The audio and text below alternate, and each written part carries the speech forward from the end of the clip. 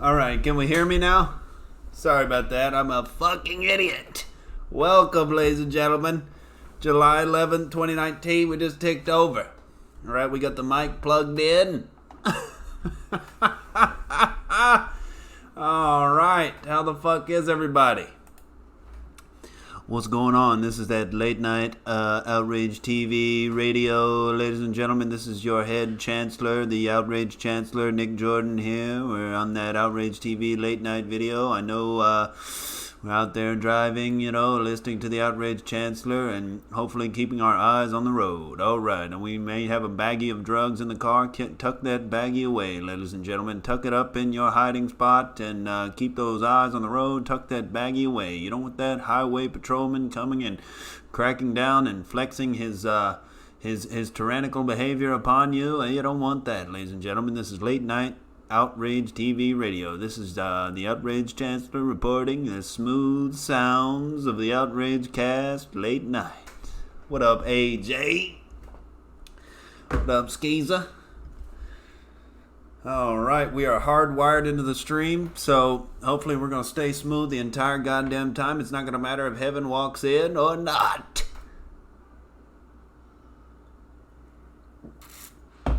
Oh, hardwired for winning tonight, ladies and gentlemen. I was up at the fourth wall. Alright. Had a good goddamn set. I had one of those sets where I signed up yesterday and I was the first one on the list. And what you can do is once everybody else signs up, you got 10 on the list. I sign off the list and then I sign back on at the end when I don't have anything in particular that I want to talk about, and then I just sit and watch everybody else's sets and then comment on everything else everybody else was talking about. And topics get brought up in the room, and they set them up and I knock them down, ladies and gentlemen. It's a good goddamn night. I've been, last couple of days I've been feeling a little bit weird, like I'm on the brink of possibly getting sick, and so I made sure and got 2 really solid meals in today. I got some goddamn broccoli in, a lot of protein. All right, we're keeping it healthy, ladies and gentlemen. I finally got a new atomizer for my vape. It was not working. I was heavily frustrated. All right, but we've tinkered around with it, and now it's working.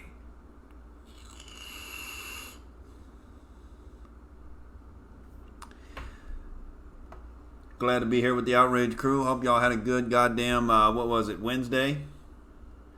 Yes, sir. That's the life of a comic. I don't even know what goddamn day it is, ladies and gentlemen. I wake up every day at 1 or 2 p.m. and then I just fumble around and somehow manage to get out there on Postmates and get some semblance of shit done. Skeezer says you need the vape. No, It does trouble me how much I get aggravated when I don't have it, and so I'm thinking about trying to wean myself off of it, because it's not like I need it, it's just cool to have, but it does keep me constantly dehydrated. It keeps me pissing constantly. I'm known as that man who's constantly dehydrated and constantly needing to piss. So I'm thirsty and I need to piss at the same time. The worst of both worlds, ladies and gentlemen. We're on that diuretic life, baby. All right, anything going on in the news today we could check out? The head thing on Drudge Report: Iran fails to seize Brit oil tanker. I don't even know what the hell that means. What's up, Bradley Murray? He says, sup, fellas. Tommy sentenced today. I've he good prison, so am I. LOL. Was crack-a-lackin' Burgess? All right, he's that, But me and Alan James were speculating last night that, we were talking about how we both think Burgess is funny, how he comes in the chat and does those little AOL instant messenger type things where he, in asterisks, he says the actions he's doing, like pulls up in a car, waves goodbye, We were both speculating as to Burgess's rank in the Illuminati. all right, and what type of Eyes Wide Shut ceremonies he's participating in. And it's fine, dude. It's fine if we have an insider, in the Illuminati that's part of the Outrage crew. All right, we enjoy it. Okay, Burgess may or may not be a part of Skull and Bones. Tommy Robinson got sentenced today. What the fuck was his sentence? It's not on any of the news. Let me Google him up here.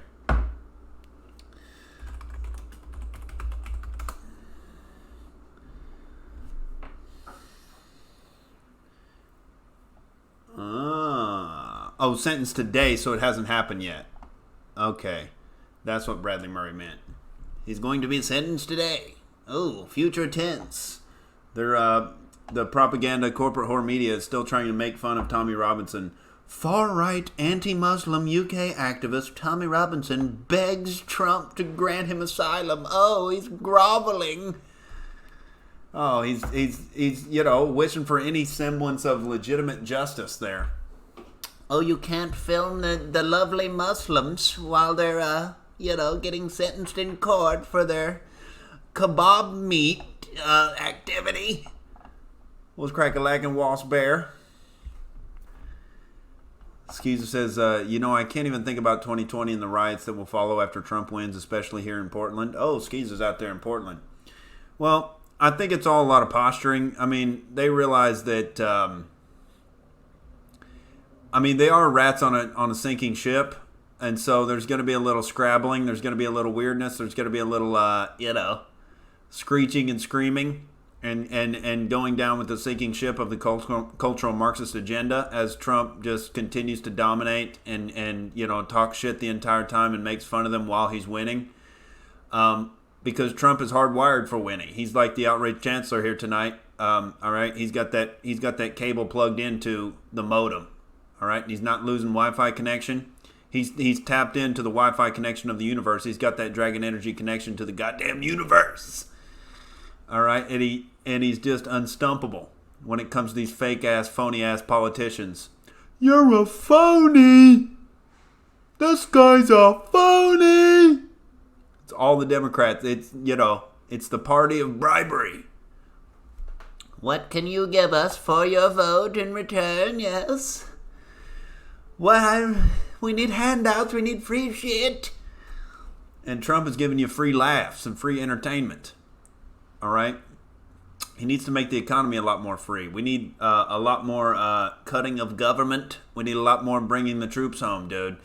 I'm tired of just, Trump has made me laugh more than anybody the past couple of years, but that only goes so far, dude. I mean, you got over the Russia hurdle. You leapfrogged that propaganda monster, and supposedly John Durham and Barr are looking into the origins of the Russia investigation and the FISA court abuses and all of the scheming and scamming that went along with the Steele dossier. But, I'm not going to hold my breath that the government is going to come up with some legitimate justice for these deep state criminals. True justice would be having them all thrown in a piranha tank. We need that piranha tank. I think it would be nice and fitting, all right, to have that 6'8" criminal, James Comey, be completely devoured and give full meals to a tank full of piranhas. And that's, if our justice system was in any way legitimate, that would have already happened live on pay-per-view. All right, but we haven't had it happen yet. Trump did get the agreement with Mexico. He did, virtually turn Mexico into a wall, into a country-style wall there. All right, so he's making headway. All right, he's crushing in the culture war. All right, he's crushing when it comes to exposing the fakeness of the whole political system and the whole media complex. That's A plus for that. A plus for that. Wasp Bear gets the Family Guy. These guys are phonies. I remember laughing at that so hard when I saw that on just the best jokes on Family Guy were the most out of left field and randomly just dumb. when Peter fell down and skinned his knee on the sidewalk and was just for 5 minutes just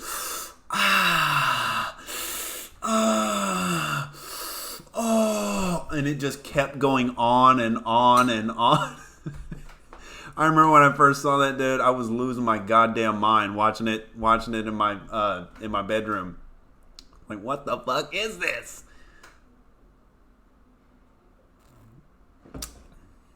But yeah.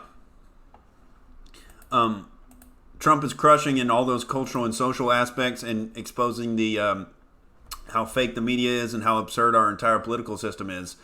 But we need some actual results, all right, from the commander-in-chief. You got to do some good things militarily, which includes bringing the goddamn troops home, and let's pay them to build the wall, all right? Give them a legitimate job, all right? They're here to defend the nation. You're not defending the nation while you're stationed over in one of these 700-plus military bases across the goddamn planet while we have big chunks of open border and, third world migrants are pouring in and going to these states and getting bussed around by the leftists to these states with no voter ID laws and get signed up and signed up under dead people's names and just voting for big government. Oh my God, what a plan. Isn't it so devious and brilliant? But our country needs actual defending. How about the Defense Department? Could we get the Defense Department to defend the country, perhaps? Would that be something we could look into? Actually defending the country? That would be the best use of our military might, dude. Bring the troops home and pay them to build that goddamn wall. What up, David? But yeah, there's going to be like a week or so of these, chicken neck, faggoty individuals that are going to put on their pussy hats and go and scream on the streets and, oh my God, the end of the world.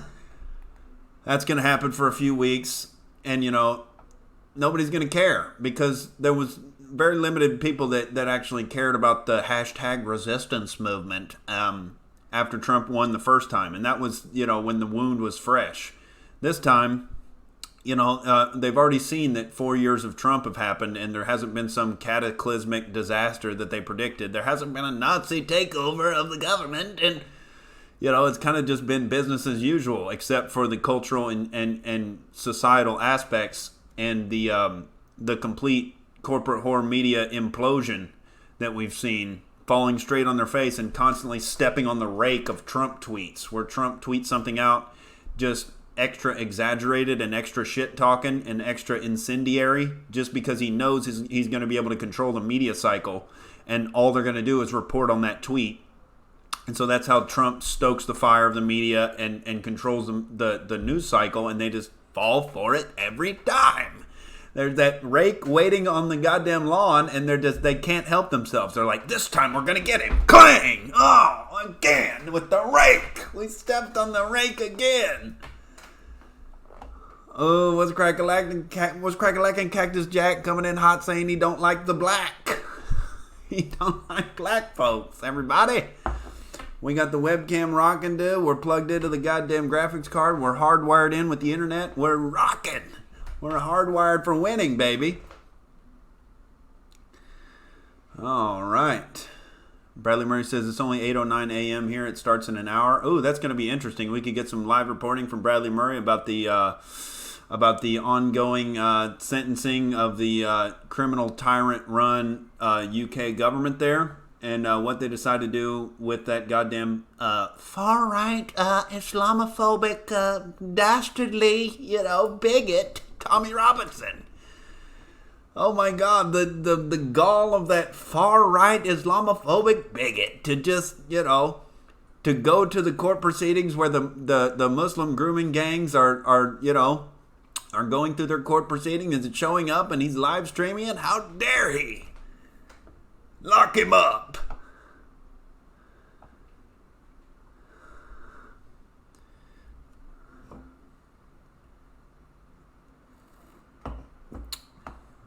What's up, Tatiana?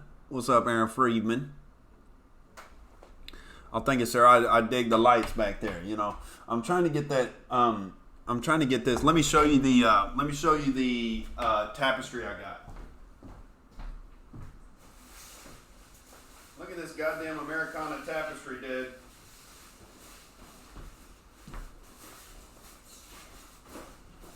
Check that shit out. Woo! All I need is a goddamn hammer. Oh, I'm showing you the wrong side. How embarrassing. All right, this is the tapestry we got. Okay, straight up, bald eagle, badassery, ladies and gentlemen. But I gotta get a hammer. All right, gotta get a hammer. I tried to get cute today. I tried to get some of these little goddamn Velcro strips, and they did not stick to the wall. All right. It did not stick to the wall, so I need a hammer. I'm going to use some thumbtacks and hammer that shit up in the ceiling over the blinds there. We're going to have it hanging in the background for Americana.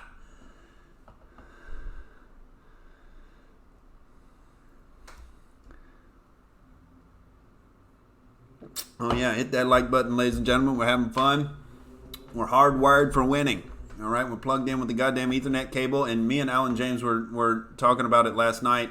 We were speculating that when we were going really smooth with the webcam stream last night, but we didn't have that hardwire, and right when Heaven came in, all of her devices, like her phone and her iPad, connect to the Wi-Fi, and that's when the stream typically starts lagging, is when Heaven comes in.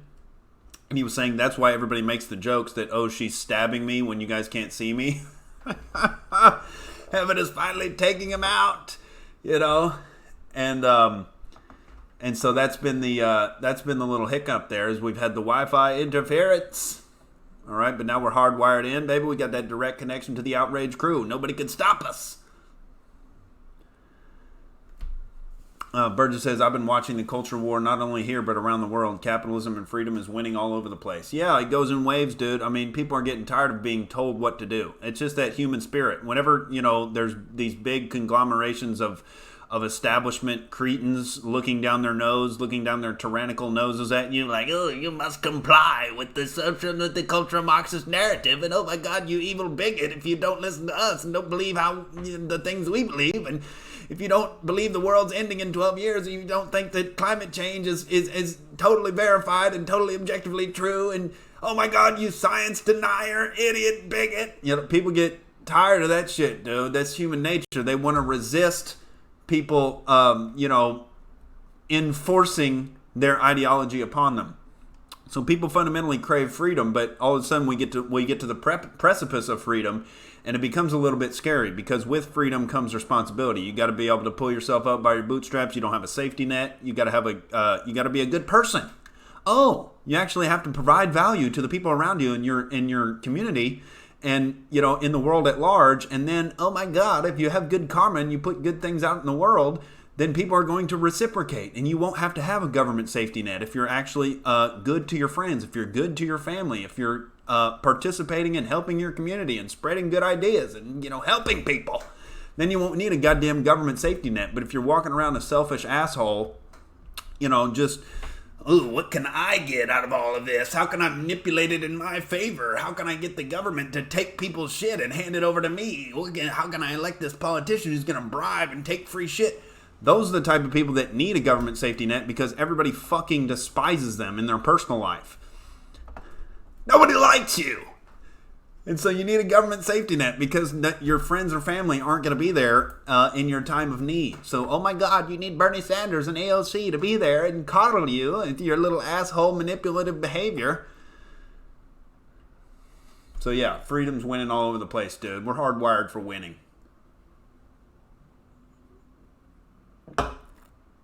Oh, I was talking about black people on stage, Cactus Jack, tonight. I was talking about taking Heaven's chicken and how upset she got. Because my man Trenton Stewart Jones, he's a black dude. He went up there and he had this story about somebody in his apartment complex has an actual rooster, and it got loose and it came up in his apartment, and he got accused of killing the chicken, all right, from this Mexican guy. He said that, he thought that Trenton killed the chicken. So I went up there and I was, I went through a few topics and then I got to, oh yeah, and black people and chicken. And everybody was like, oh my God, here we go again with Nick's bigotry. No, it was funny though. And then I talked about heaven getting pissed at me for stealing the chicken. But it wasn't, is it really stealing if she leaves the chicken out on the goddamn counter? You just wanted your chicken to go bad? I'm doing you a favor. There's nothing more disheartening to black people. I mean, it's one thing if you take their chicken and eat it, but it's another thing if you just let good chicken go bad. There's nothing that's going to break a black person's heart more than that. If you just have good chicken and it just goes bad on the counter because nobody ate it, oh my God, what a waste. Wasper says, I like Family Guy because it's about Rhode Island, my state, and Seth MacFarlane grew up in Connecticut. And man, he's got New England down on how we act around here. That's pretty badass. I've never been up to those New England states. I really want to go visit the East Coast. The only time I've been to the East Coast, I've visited Myrtle Beach in South Carolina. All right, and I did not like my first encounter with that Atlantic Ocean there. I waded into the shallow waters just off the beach. All right, and I was about 10 years old. I was hanging out with my grandma, and I was having a good goddamn time on the beach, and I waded out in those waters, dude, and I felt a sting on my dick. A jellyfish stung my dick, all right, when I waded into the goddamn water of the Atlantic Ocean. So that was my first experience with the East Coast waters there, and I'll just stick to the cities. How about that? But I do want to go visit. I want to go visit Boston. I want to visit New York, just because so many good comics have come out of that East Coast scene. I want to go do stand-up there for sure. That's a scene you got to check out.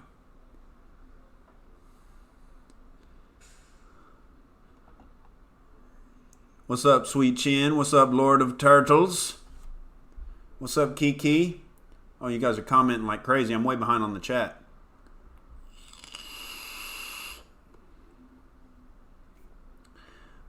Does the document cam work? You goddamn right, baby. The document cam is on and popping.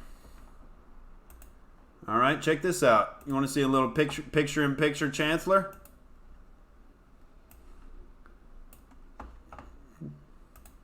Oh, shit. Check that out, ladies and gentlemen. Picture-in-picture Chancellor. Look at that. Oh my God, the far-right anti-Muslim UK activist Tommy Robinson, what a ravenous bigot! We cannot tolerate him. He shaves the sides of his head, so he wants to be a Nazi. Oh, they have him pinpointed, don't they? All right, we'll dig into that article a little later. We got a lot of comments here I haven't addressed. Back to the Chancellor cam, ladies and gentlemen. Oh, it feels good having this webcam be really responsive like it is when I'm hardwired, baby. We're hardwired for winning.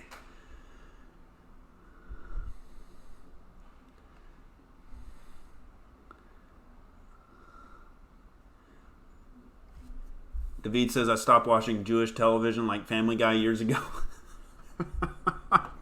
Jewish television. Cactus Tech says, what have I missed? Nick smashed another tranny? Absolutely not. All right. We're just hardwired for winning, dude. That's what we've been doing. We've been getting on stage. All right. We've been, getting up and rocking it out. We've been coming on here and figuring out the technological difficulties. All right. One at a time. All right. I liked the stream last night.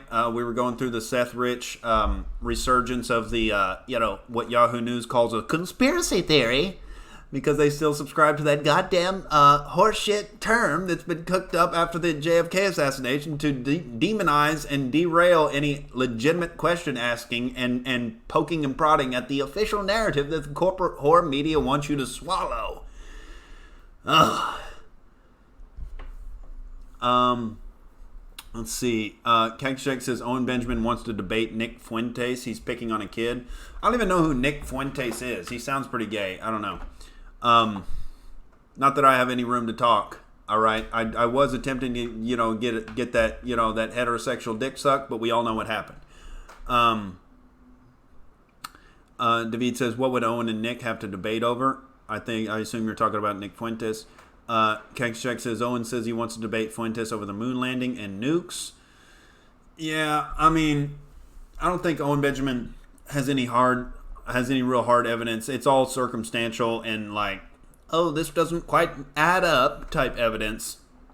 And he has a bunch of little ancillary details about the moon landing that they're kind of weird and don't make sense. But it's like there's no rock solid proof we didn't go. It's like a huge orchestrated thing that would have to be super compartmentalized for all these people involved in NASA to be duped into thinking we actually went when we didn't. And I just think that's a little bit reaching. All right, just because, oh my God, they deleted the telemetry data. It's like, why would they need to preserve the telemetry data? I mean, why would you think that anyone, if we actually did go, why would anyone be like, oh, we have to preserve this data in case anyone questions if we went? It's like, what value is that telemetry data? It's like, yeah, we went. You didn't see it on the TV? And I do think some of that footage was probably shot on a soundstage and doctored up because it did look really weird. But as far as I know, we did go to the moon.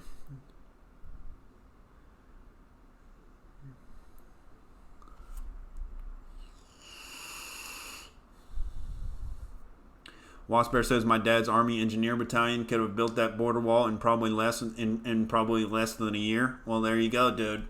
That's them best and brightest. All right, we get them goddamn jarheads working on the wall. That shit'll be done pretty quick. All right, that's a legitimate defense of the country. David says we clearly didn't go to the moon, but you're going to need more than that opinion to crack that nut in the public mind. Yeah, you need some real hard evidence.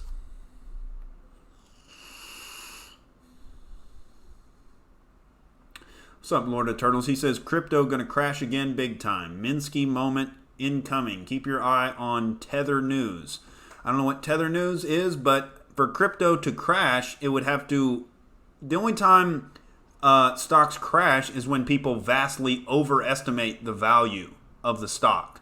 When people buy a bunch of the stock when there's no real value there. What's happening with Bitcoin? It's still vastly underrated. All right, because people like Peter Schiff, who are supposed to be economic experts, and I do, respect Peter Schiff's economic analysis on the whole.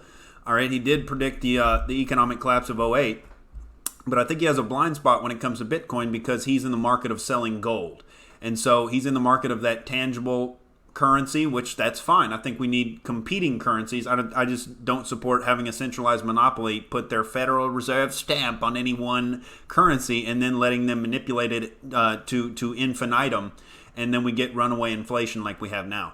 But Bitcoin has legitimate value. Bitcoin's not going anywhere, all right? It's instantaneously transferable across the planet.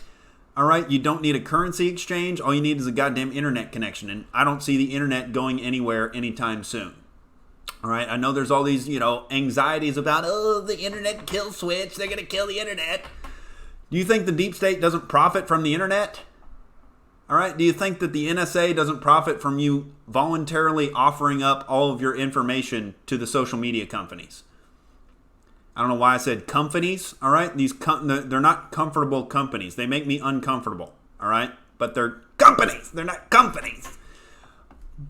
But it's in everyone's interest to keep the internet up and running. And so as long as the electricity grid is up and running, Bitcoin is going to go up in value because it's decentralized. It's deflationary is the main thing. It has a finite source. There's a finite number of Bitcoin in existence to ever be mined, to ever be held, and people lose their Bitcoin passwords all the time. It's only going up in value over time. Buy and hold your Bitcoin. Whenever I get some extra shekels, I'm going to be investing in that crypto. All right, that's that solid investment. It has real fundamental value in its fungibility, in its transferability, in its deflationary properties, in its decentralized properties. 100% just as, and it's more valuable than gold because you don't need a goddamn exchange rate. You don't need to, invest in a stock index or anything. You just have your Bitcoin in your goddamn Bitcoin wallet and you trade it all across the planet. And so the only thing that's going to happen over time is Bitcoin's going to deflate more, which means each individual Bitcoin is going to go up in value because people are going to lose their Bitcoin passwords, and there's only a finite number in existence. All right, and more companies are going to start accepting Bitcoin for their businesses. So you're going to be able to, operate your entire economic life within the Bitcoin sphere. So it's only going to the moon over time.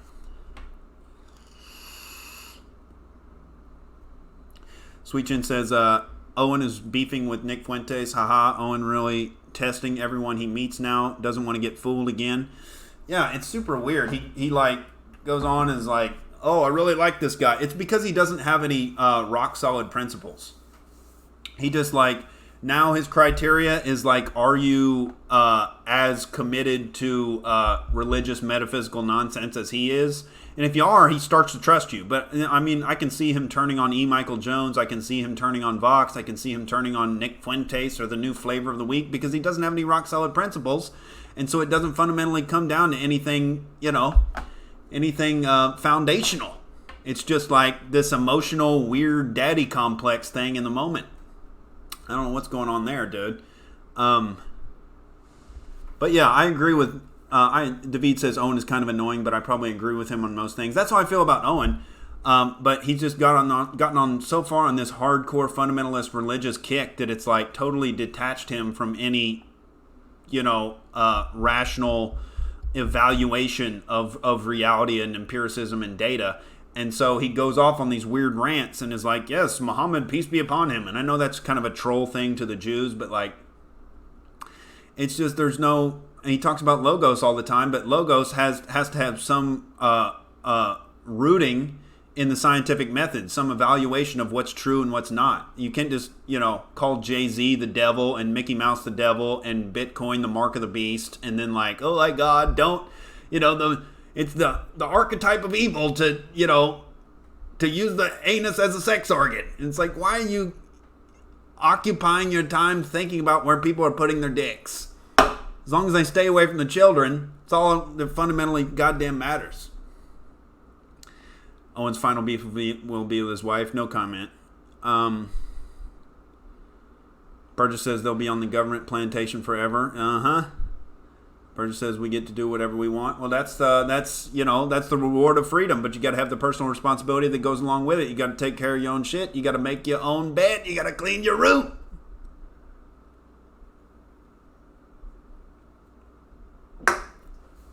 All right, let me take an outrage piss. I'm gonna go to the most recent comments here.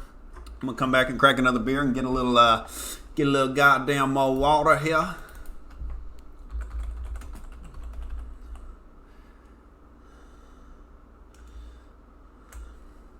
Speaking of, I feel like some blues tonight.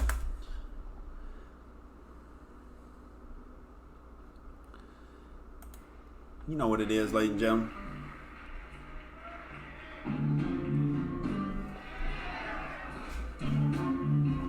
Just a woman told my mother.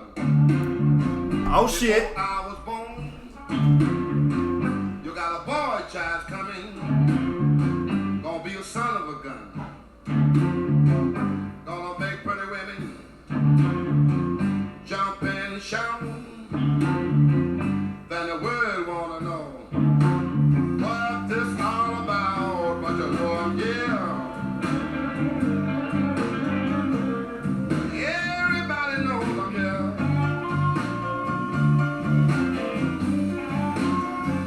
Well, you know the hoochie coochie man. Everybody knows I'm here.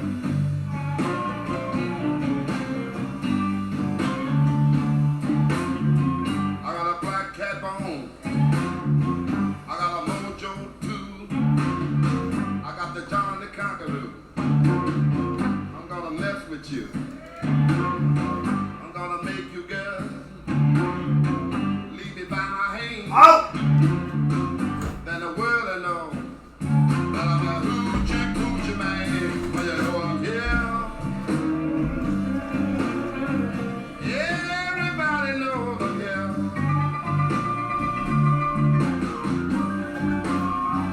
Well, you know the hoochie coochie man.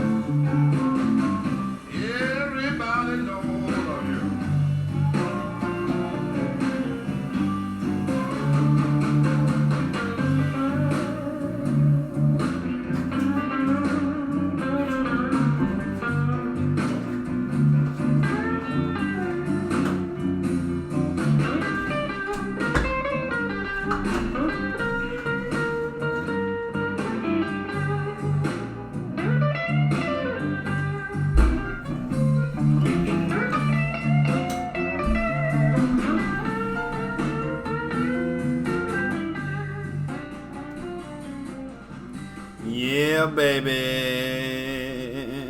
Hardwired for winning, baby. That's that quote of the night. Y'all talking about Nick Fuentes being a virgin? I've never seen one video of Nick Fuentes. Apparently Owen thinks he's funny. I don't know. Tatiana says, when are you going to wear that one shirt, Nick? I've yet to see you wear it. Well, you know, I let Tatiana borrow a shirt, you know, and then she gave it back to me smelling goddamn beautiful. And I just, you know, I've had it in my car still for a couple days. I'm using it as that goddamn air freshener in the car. Oh, shit. AJ says, true freedom also makes the world dangerous and makes peaceful slavery look more appealing. Nope, I lost it there. It sent me down to the end of the comments. Well, god damn it, I lost my place. Oh, yeah. Makes peaceful slavery look a lot more appealing. It really is the only reason why anyone would oppose freedom. Yeah, it's people that don't think that they're going to fare very well in the free market, and they don't have many prospects, all right, in their if they have actual freedom. So they want people to help them out there. Cactus Jack says, any developments with heaven lately? Well, we're just kind of doing our thing. No new developments, all right. We're just kind of doing our thing. I was thinking about maybe I need to, you know, settle down and everything. I need to, you know, get back together with heaven. I was considering back and forth in my mind, and you know, but she's doing her thing with the pussy eater, and it's fine, dude. She's too volatile. Anyway, one day she's calling me gay. One day she's grabbing my dick. The other day she's, you know, not talking to me because I ate some chicken. You know, it's just too unpredictable. All right, she is fun. All right, she is a good woman. All right, she's high IQ. She's fun to talk shit with, but she does get too offended by jokes, and she's too goddamn volatile. So we're gonna stay roommates. We're gonna stay, you know, we're gonna stay friends.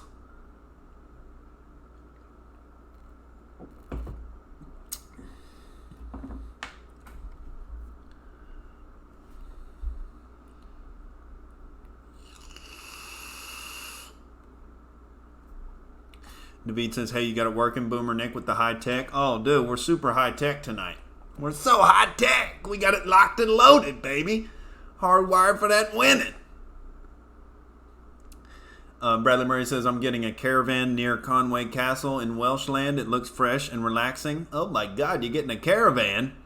Are you talking about a group of people migrating through the desert? Or are you talking about that, you know, that van? Bradley Murray says nukes are real. Fact. Yeah, the whole nukes are fake thing is pretty skeptical. I'm pretty skeptical toward that. Again, the amount of people that are involved in the nuclear program that would have to be compartmentalized from not knowing that the entire thing is fake, it's just, it reeks of harebrained, neuroticisms to think that it's all fake. But I don't know. I don't have any expertise in the field, dude. It might all be a big sham.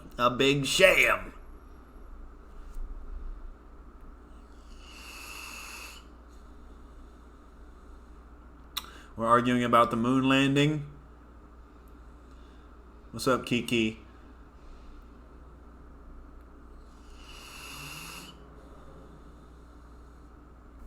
Sweet Chin says blockchain is taken seriously by banks and tech. Research the chain if you want to invest in not just coins. Yeah, dude, it's legit.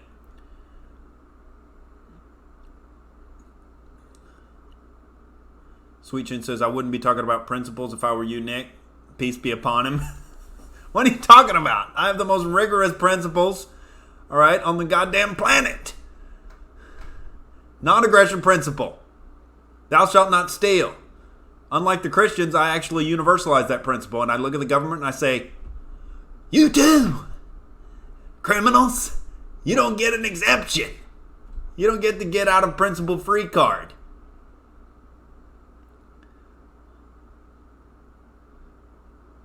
Kekshek says no comment in all parentheses. I'm not in the business of talking about people's significant others and whether things are going to go good or bad. I don't fundamentally give a fuck.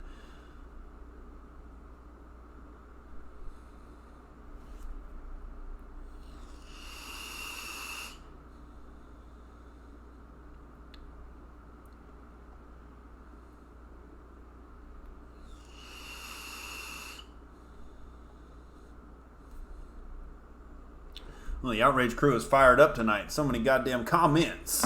I dig it, baby. I'm just fucking browsing through here. How the F has Nick Jordan never seen Nick Fuentes? I don't know, dude. I'm not in the business of watching other Nicks. I'm doing my own goddamn Nick endeavor here. Cactus Jack says Jews don't watch each other on YouTube. Dude, I'm not watching my competition. Yeah, I don't know what makes him valuable. It just seems like Owen likes him because he's a Christian.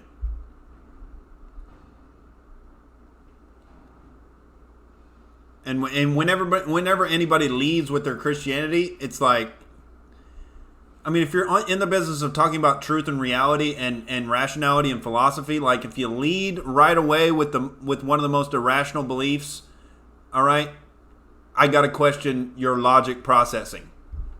There's nothing wrong with being a Christian, and I fundamentally support Christians over, Judaism or Islam 100%.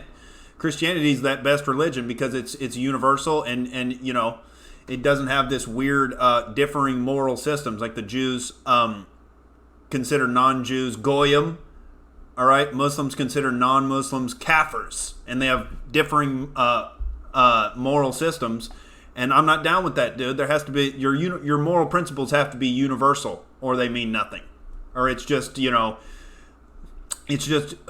part of a football team. And you're rooting for your football team, and it has nothing to do with rationality or universality or universal principles or getting down to the truth. It's just all about your personal little pet belief, and oh my God, get on my team. And I don't like that. So, and there's an element of that in Christianity when it comes to the different sects of Christianity, where it's like, oh, the Baptists are the best, oh, the Catholics, the Protestants, they're the ones. That gets tiresome too. I mean, I'm just about the truth, dude. I'm about romancing the truth. I'm about getting down and I'm marrying the truth. All right? People talk about, committed relationships. I'm married to the goddamn truth. That's the commitments I have.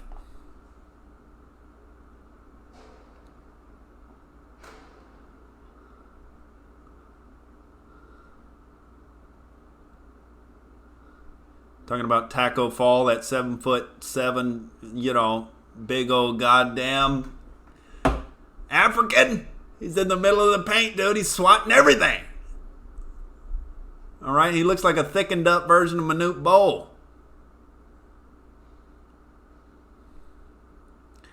Sweet Chin says, "Have you slid into Rogan's black daughter's DMs yet?" Character Check says, doesn't talk about significant others yet, streams himself making fun of his black girlfriend 24/7. Well, I can make fun of the people in my life. I just don't make fun of, other people's girlfriends and wives, like, or make fun of their relationships, because, like, they're not putting themselves out there voluntarily, usually.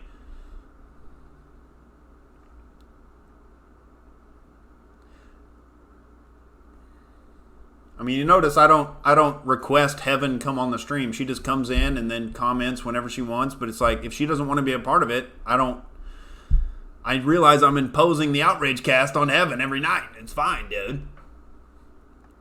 Fuentes is no Kevin Pollard. Oh, David says Nick Fuentes is a clever right-wing person, but I get it. Nick Jordan's got it all figured out. Oh, my God. I don't know, dude. Just when somebody leads with their religious beliefs, how am I supposed to want to tune into you for your rationality and philosophy and articulation of reality? It's like you're already making a big irrational leap right at the jump, and so I'm kind of disinterested.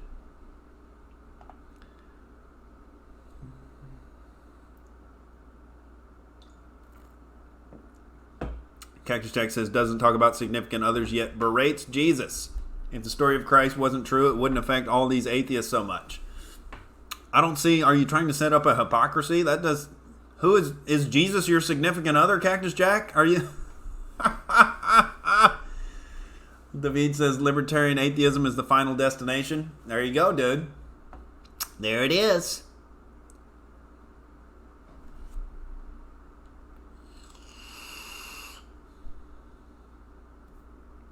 Cactus Jack says, it is said that Kevin Pollard Jr.'s war drums are still beating to this day. Some say he's still trying to get that chant started in the room. Oh, shit. I talked to Kevin the other day. We're trying to get him back on here. He's off in Oklahoma. I'm going to pick him up from the airport on Friday. All right. We're going to try to figure out how to configure this situation for the to have guests on. I'm thinking I'll put the monitors on each side of the table lengthwise, and then I'll just sit across from the guest, and I'll figure out where the hell to put the webcam. We'll get it figured out, ladies and gentlemen. I got a bunch of people I want to bring on here. David says it's just enlightenment with some Nietzsche in there and some corny anti-Christian stuff. Well, no. I mean, I haven't gotten into Nietzsche very much at all, dude. You don't need Nietzsche to be an atheist. All you need to do is look at people who make metaphysical claims and be like, oh, where's your evidence? The burden of proof is on the people making the metaphysical claims. That's all atheism is a burden of proof argument. Everything else is ancillary. Nothing to do with the Big Bang, nothing to do with primordial soup. All it is where's your evidence? AJ says, isn't there a difference between being Christian and religious? Well, yeah, because religious is the more general term. You can be, you can be a Jew, you can be a Muslim, but you can still be religious and not Christian. But if you're Christian, you're probably religious.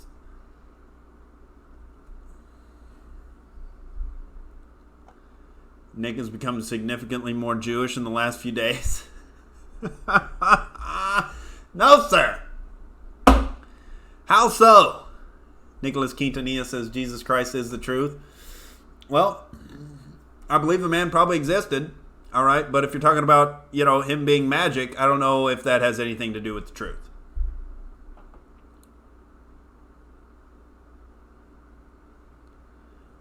Cactus Jack says, seems like Nick is moving closer and closer to the leftist dark side. What's leftist about anything I'm saying? I'm a fundamental, libertarian, liberal when it comes down to it. I'm that classical liberal. All right, so if you want to call me liberal, all right, that's fine. But the corporate whore media refers to me as far right, or at least they will in the future. What up, Salty? More Jewish and more lispy. I'm not getting more lispy. All right, you want to make me get in Alex Jones territory now that I got this goddamn mic and get my traps bigger? Ladies and gentlemen, I don't hear any goddamn black helicopters outside the apartment complex tonight yet, but the night is still young. Bradley Murray says, heaven seems good to you, bro. That's the thing, man. I go back and forth on it on a daily basis, and that's not good for me. All right. I feel like if I was gonna make that commitment, I have to be all in. I have to have no questions about it. I really got to feel it, and I got to jump in head first. And I did tell Heaven I was willing to get back with her and be exclusive and see how it went. And she's she's on her little excursion with the pussy eater right now, and that's fine, dude. I'm gonna keep doing my thing. All I give a goddamn about is romancing the truth and getting on here and displaying my romance with the Outrage crew. All right.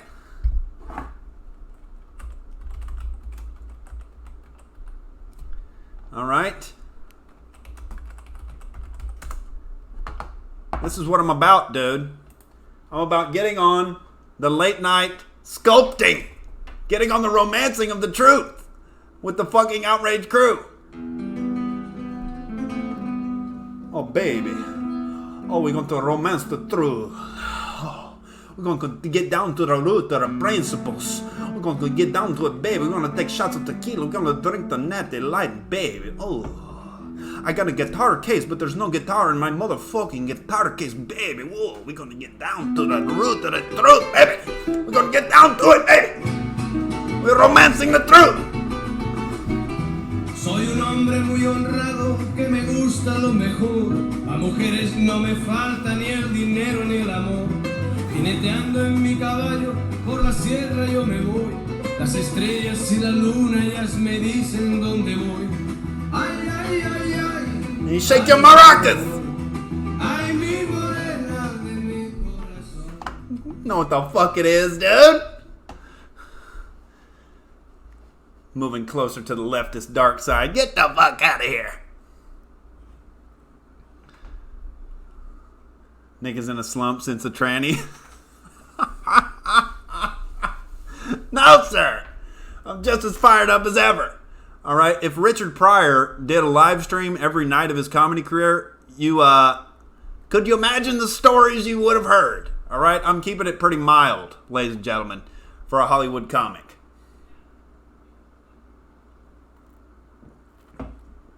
Nick needs that super male vitality. Dude, I'm getting in the gym tomorrow. We're raising that testosterone naturally.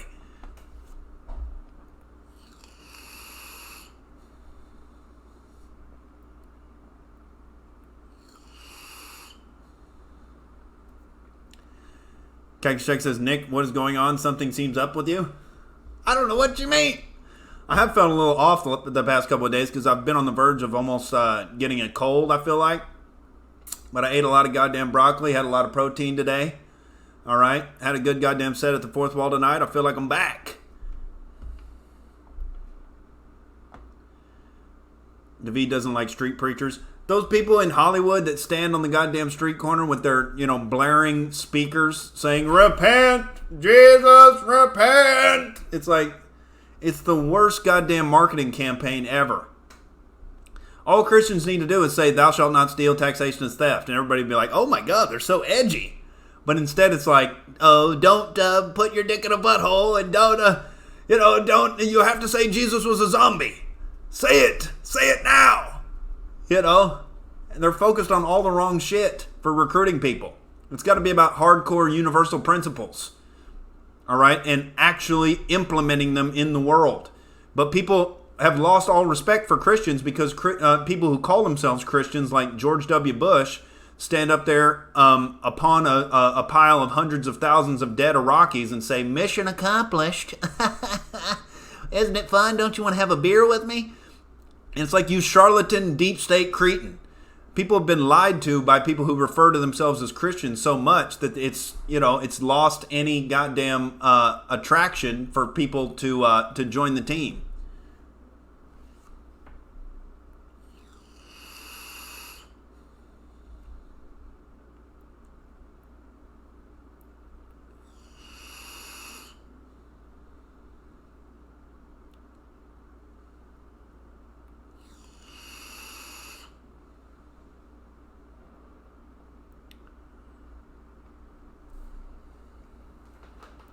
Cactus Tech says, live in the flesh and you'll die. That's why I romance the truth, dude.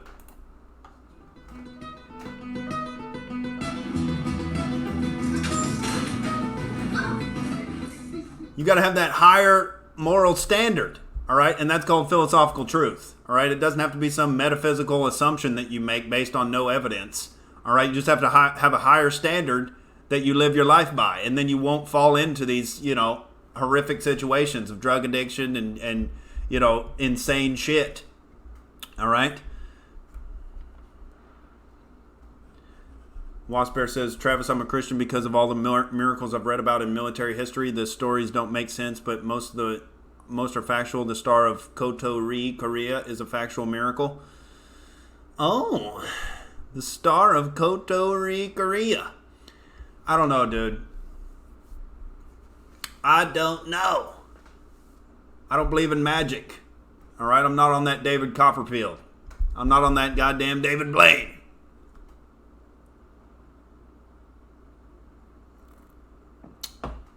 If something's empirical and repeatable and testable and experimentable, all right, it can be verified with our goddamn instruments.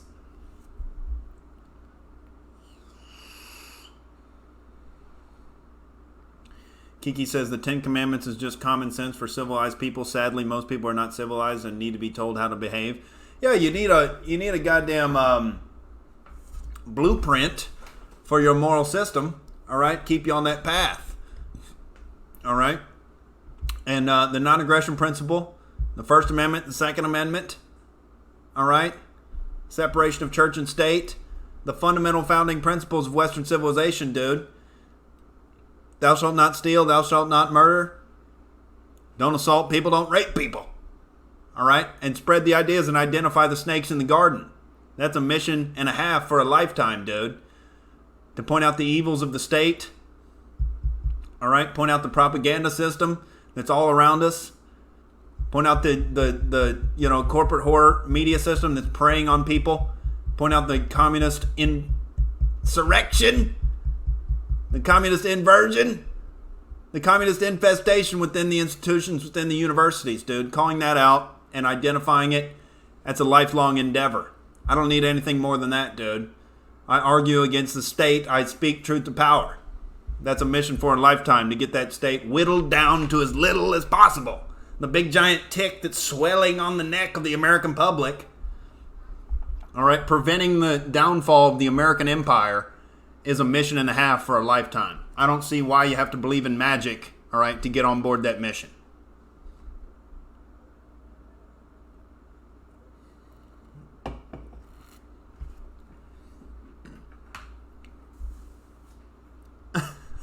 Salty says banging trannies and marrying your butler are not the correct path. Marrying my butler? First of all, I did not bang a tranny with any kind of intention. All right, I was trying to get that heterosexual dick suck, and I got duped. I got me too. Don't victim shame me. But what about marrying my butler? I'm married to the truth. Are you talking about heaven? Heaven is not my butler.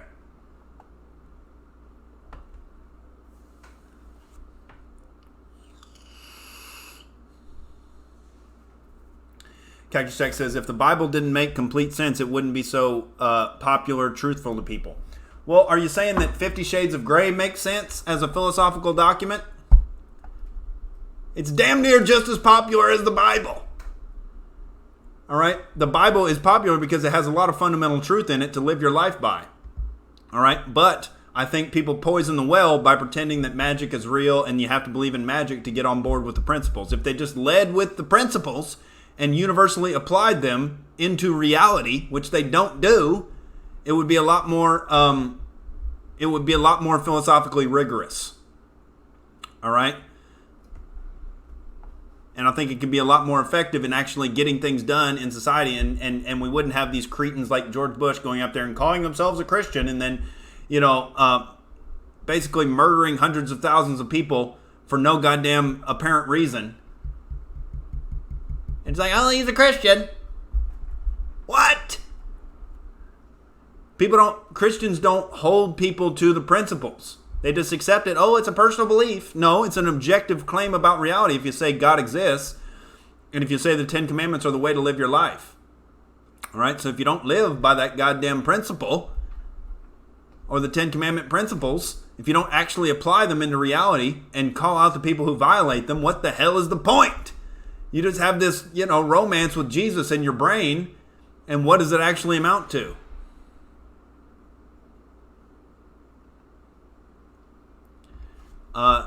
Cactus Jack says, Nick, if there's no God, who invented the cellular structures in every little organism? Who invented every little electron and atom that makes all of matter? Are you dumb? Why can't that be the natural process of the universe? On a planet that's just far enough and not too far away from its host star in order to have liquid water. All right, once you get liquid water, it seems like you get biology. Seems like you get single-celled organisms. And those single-cell organisms reproduce into multicellular organisms, and over billions of years, they produce human beings. They produce self-reflective consciousness, apparently. All right, that seems to be what has happened, based on all the empirical evidence we can surmise. All right? And if you're saying somebody invented those structures, oh, well, if something exists and there must be an inventor of that thing, well, who invented the thing that invented those things? It's the endless regression into infinity. David says, let's be honest, the vast majority of atheists don't want there to be a God. The vast majority of atheists are complete retards. All right? They're big government nihilists. All right? With no mission in their life and no principles. All right, they just figure out that they can argue against religion, and oh my God, you get this, Sam Harris disease where nothing means anything, and you're just a determinist robot, and you can make no real impact in the world. So you might as well just sit there for 7 hours a day and meditate. Most atheists are complete retards.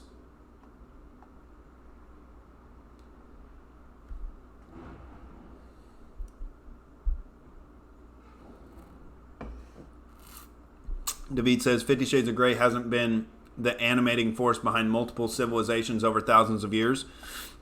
Yeah, the Bible has a lot of value, dude. I'm just saying they ruin their marketing campaign when they require you to believe in magic to get on board with the principles. If they just led with the principles and actually applied them and actually enforced them toward the government, we might have a way more free, way more prosperous society now. And we wouldn't have this big giant Federal Reserve System and all this communist, infestation in the institutions, because those systems of concretized power would not have existed. They wouldn't have been built up over time. All right, and they wouldn't have been there to be taken advantage of.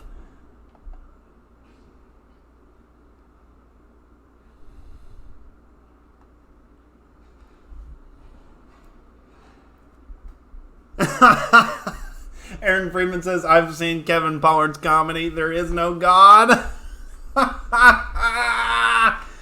Oh my God. I feel bad that was Kevin Pollard's first comedic exposure to the Outrage crew, dude. Live streaming that set that he...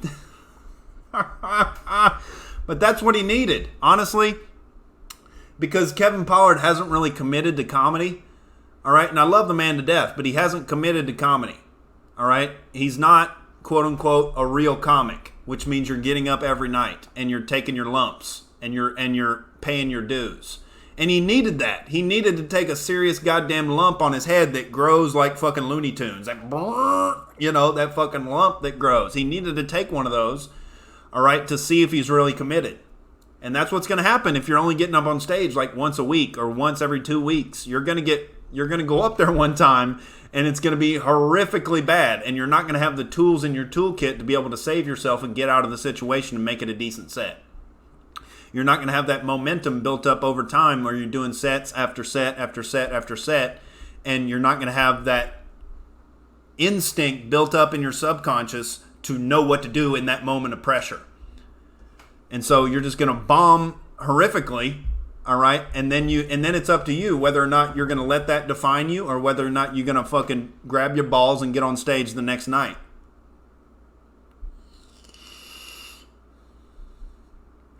Cactus Jack says, what do you mean natural process? Everything is created. It's simple. You have to plant a tree to make it. You have to fuck a girl to make a human. Everything is created. Well, who creates the creator? You're assuming that there's one big creator outside of space and time that can never be detected by any of our instruments. You realize how big of a leap of logic that is? And I love Christians. I would much rather live next to a Christian than a goddamn average atheist. Christians are good people. They do a lot of good in the world, but they don't universalize their principles. And to say that everything is created, well, who created the creator? Oh, he's outside of space and time. Well, then he fundamentally doesn't exist if he's outside of space and time and we can't ever detect him with any of our instruments. He might as well not exist. He's just as real as unicorns and the flying spaghetti monster. We can't detect either of those things either. Scientology has just as much legitimacy in terms of metaphysical reality that we can prove.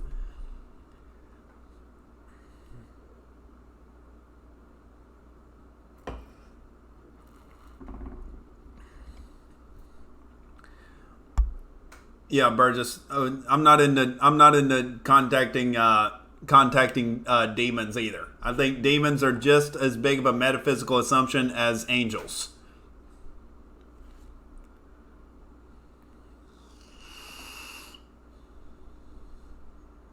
What's up, Raw Dog? Raw Dog says that theory of us forming from one cell sounds like magic. Might be true. I don't know. It's a question mark. That's the prevailing theory that science has given us based on the data. Is it true? I don't know. It's a question mark. I don't claim to have knowledge for how humanity arose. All right? But that's the model that we have to theorize upon at this moment in time. Science is a continual system of discovery. All right? Soon we may discover, all right, the origins of life on the planet and how it actually works and how it actually worked, 4 billion years ago. But we don't know. That's the whole point. That's my position, that we don't know. All right? Atheism does not make any claims about how life began or how the universe began. It has nothing to do with the Big Bang, nothing to do with primordial soup. All it has to do is with burden of proof. David says, if life was spontaneously created, why can't we create life? I'm not claiming that life was spontaneously created. I don't know how it was created. All right? It may be the natural process that unfolds when you have liquid water and biology on a planet. All right? How I've theorized in my brain that it works is like there's all these there are some particles that can exist in the vacuum of space. All right? And so I think from some other nearby planet or something, tiny molecules of biological systems on other planets, all right, seeded the primordial earth, all right, and mixed with liquid water and the right amount of sunshine, all right, some shit popped off. But fundamentally, it's a big goddamn question mark. The ones who believe in the Christian model of creation are the ones that are claiming they have knowledge for which they have no evidence to back up their claims.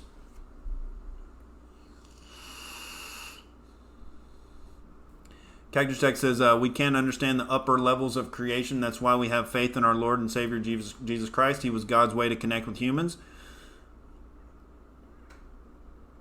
Okay, so have faith. There's nothing wrong with having faith, but that faith has nothing to do with philosophical truth or empiricism or rationality or philosophy. Aaron Friedman really likes shrimp. Well, I'm down with that, dude. I can get down with that. No metaphysical assumptions needed, all right, for digging on some shrimp.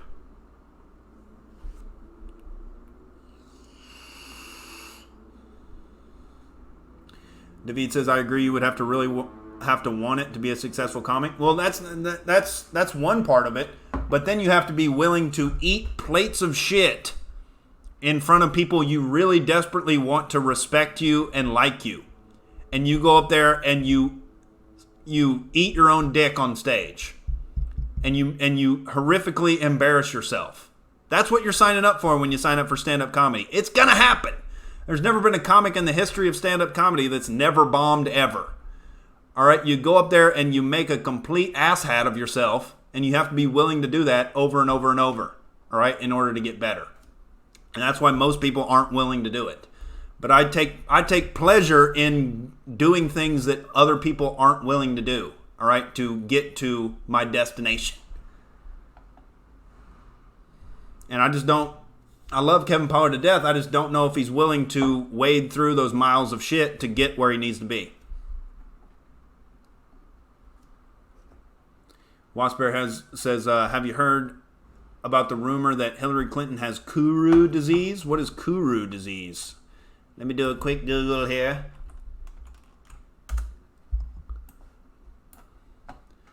Kuru is a very rare disease. It is caused by an infectious protein found in contaminated human brain tissue. Kuru is found among people from New Guinea who practice a form of cannibalism in which they ate brains of dead people as part of a funeral ritual. Now that is... I can see that. That's an interesting theory there. I'm sure Hillary Clinton has eaten the brain tissue of some of her political enemies. All right? There's been some kind of spirit cooking ceremony that she's participated in, dude. She may have consumed some brain tissue. All right? And that combined with falling on her own brain multiple times, all right? You can't always have the Secret Service there to catch you whenever you teeter over, whenever you do that fucking tyrant topple. Oh, you can't always have the Secret Service there. She's gonna bang her noggin. All right. Apparently, she had brain problems. She had to have surgery and shit. All right. And I could totally see that, dude. She's getting that mad cow disease from eating the children in the basement of Comet Pizza. Hillary has that guru. All right, that's probably why she hasn't swooped in to try to save the Dems in 2020. I thought she was going to swoop in and spread her demonic bat wings and fly down and, I'm back again. I thought that was going to happen, but it hasn't happened yet, and apparently the left is going to have to depend on Joe Biden and Bernie Sanders.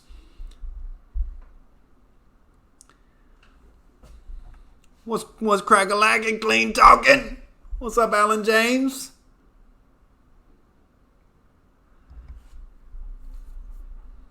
Aaron Freeman says you can lead a training to the hatchback, ... Now, don't start making jokes about, leading horse to water and Kevin Pollard with comedy and trannies in the hatchback. All right, that has no relevance. Cactus Jack says, does clean talking ever bomb? Clean talking says never.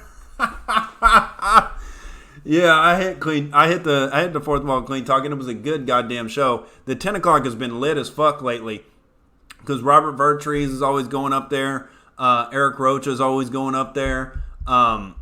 Just a bunch of funny fucks are always hitting that 10 o'clock, dude, and it's a lit fucking show every time. Everybody's politically incorrect. Everybody's saying some edgy shit. Everybody's getting wild, dude, on that 10 o'clock. We're up there talking that shit.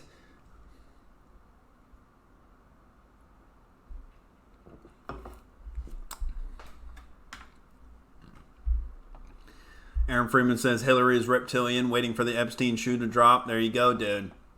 It will all be revealed. All right, the grand conspiracy.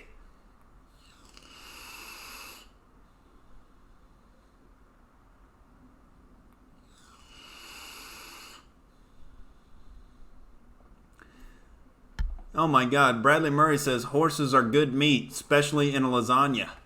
Oh, Bradley Murray's out there eating that goddamn that horse lasagna, dude. Well, I've heard it's high in protein. All right, if you know who Alistair Overeem is, all right, he's a Dutch kickboxing individual, one of the most decorated strikers in the history of MMA. And when he was on his Ubereem status, all right, he was taking a lot of Mexican supplements, and he was also eating a lot of horse meat. All right, that's that high protein. All right, but you got to have a lack of empathy to be able to eat a horse. All right. But I mean, if you're willing to break a horse and ride it, why wouldn't you also be willing to eat it? Because the horse doesn't want you on its back. The horse doesn't want to be broken and ridden by a goddamn monkey. Why wouldn't you be willing to eat it? And horses don't have, big personalities like dogs.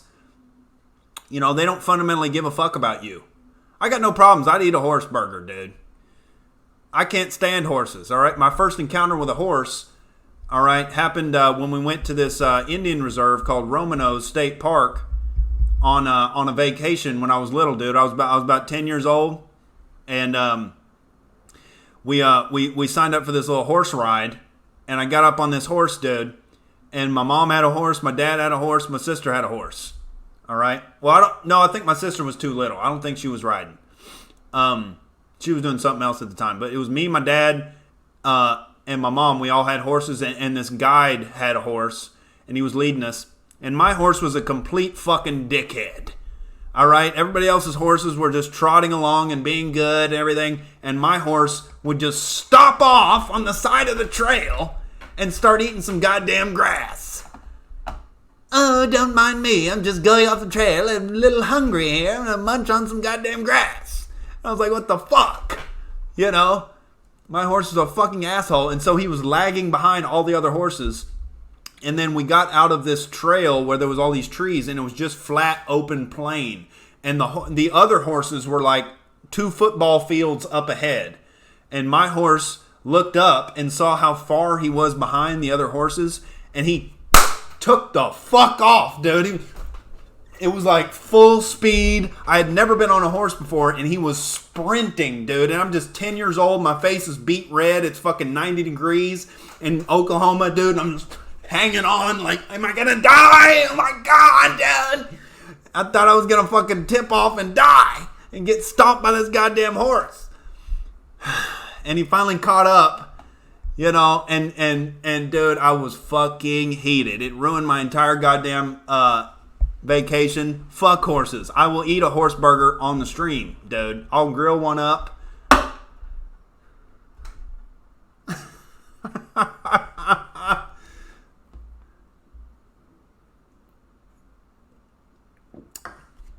Oh my God, Burgess is a Satanist and he would never eat a horse. That's where his principles, all right, that's the line he's drawn in the sand, is not eating horses. He will do the Illuminati Satanistic rituals, all right? Count him in on the Santa Rita, count him in on the Eyes Wide Shut, count him in on the spirit cooking. But when it comes to that horse burger, it's like that Drake meme. Burgess is like, oh, that spirit cooking. Oh, no, horse burger. No. Not the horse burger.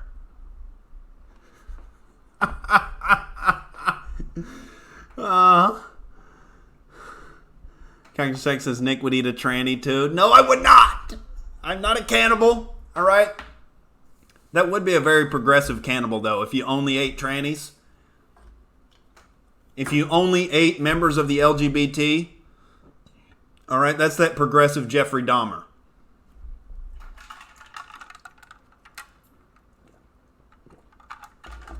You'd have a little rainbow bib you put on before you eat your LGBT, people. Oh, just get prepared and have a nice little LGBT feast here and dig right in.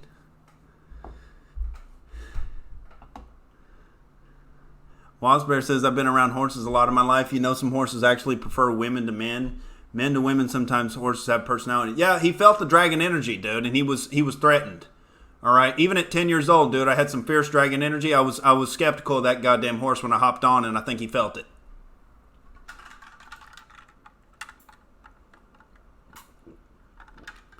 I believe my horse's name was Trigger that I was riding, and I believe he got triggered by my dragon energy.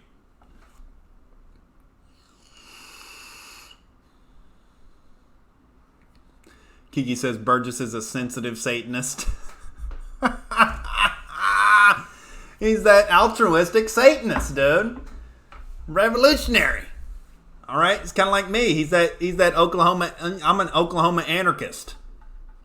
You know, I'm a defender of Western civilization. All right, but also don't need any Jeebus magic. All right, to get to my principles. I'm a contradiction. Oh, James says the horse has a good gaydar. Nick Jackson says that wasn't the only riding Nick did. We will not tolerate this insurrection on the Outrage battleship. I'm theoretically tossing Alan James and Cactus Jack overboard the Outrage battleship. If you want back on, dude, you gotta swim to the lifeboats. Oh my God.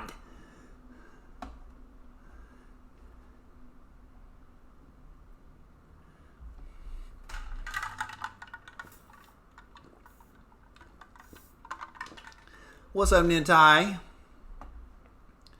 All right, ladies and gentlemen, I'm gonna take another outrage piss and crack another natty light, ladies and gentlemen. We on that hardwired for winning. All right, I'm looking to get out on the road. I'm looking to get out on here on this motherfucking on this tour bus situation, dude. I'm looking to travel and do some goddamn comedy and laugh it up, ladies and gentlemen. I'm looking to get out on the road and have them Roadhouse blues. You know what the fuck it is. Be right back, baby.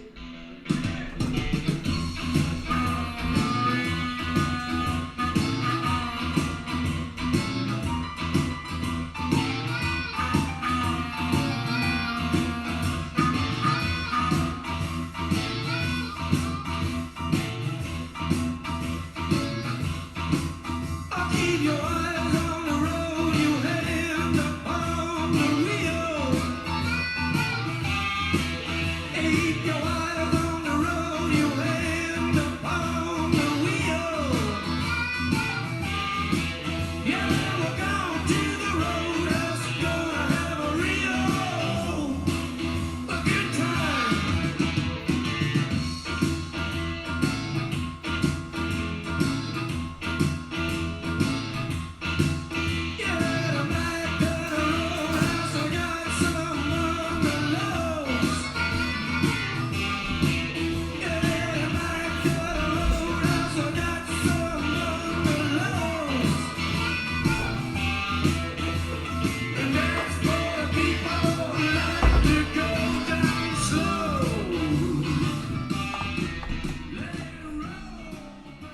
yeah, baby.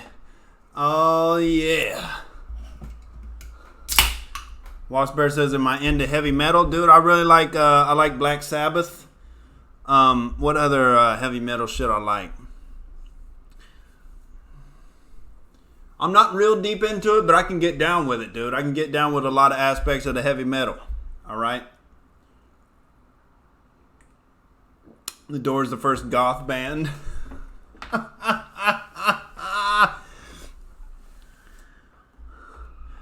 Cactus Tech says, if I was you, clean talking, I wouldn't be talking to Nick anymore. That's too big of an L to come back from. Oh my God.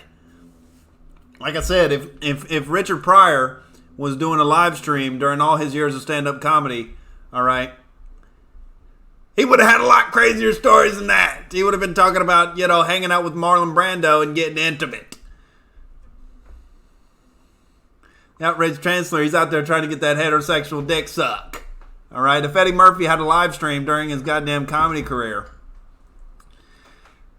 his live stream would have tanked after the tranny affair, just like his goddamn stand-up career. All right, because he wouldn't have admitted it. But I come clean, baby. I come clean to the Outrage crew.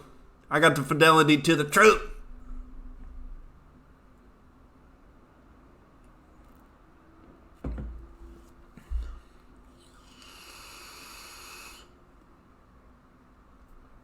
Cactus Tech says, when Nick told Clean Talking he smashed a tranny, Clean Talking was thinking, yep, that's that white people shit.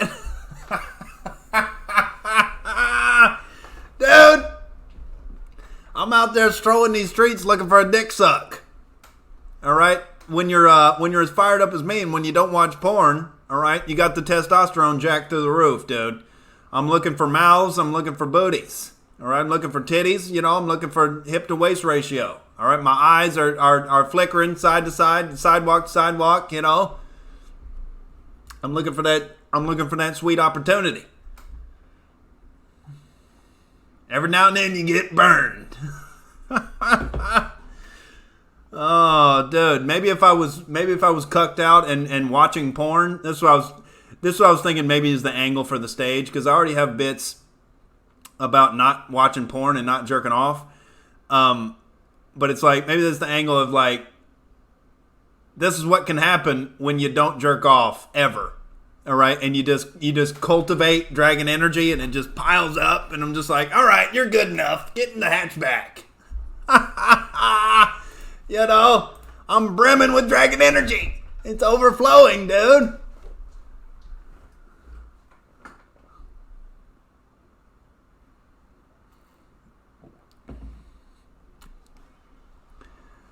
Cactus Tank says Brad has been to prison and hasn't seen anyone gayer than Nick.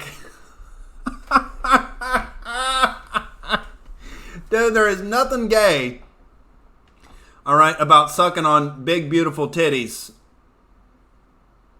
all right, that you find out later happen to belong to a man. Don't be victim shaming. Kiki says Nick Jordan touring the U.S. in a U-Haul. Oh, dude, I'll tour the U.S. in a goddamn, you know, in a covered wagon. I don't give a goddamn what it is. I'll tolerate the horses. I'll get camels, dude. I'll ride a fucking camel across country if I get booked for a show and all I have for transportation is a goddamn camel.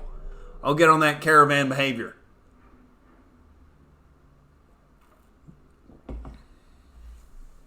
Alan James says, yeah, there's plenty of tranny porn. You don't need to go out and do it for real.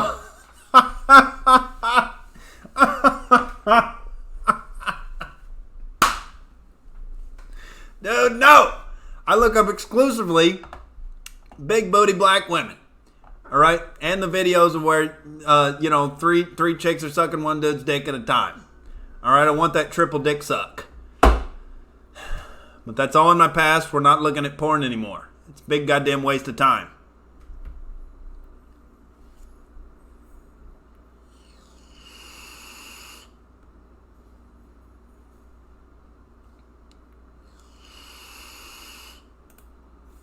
Oh shit, I've been on Top Chat the entire time.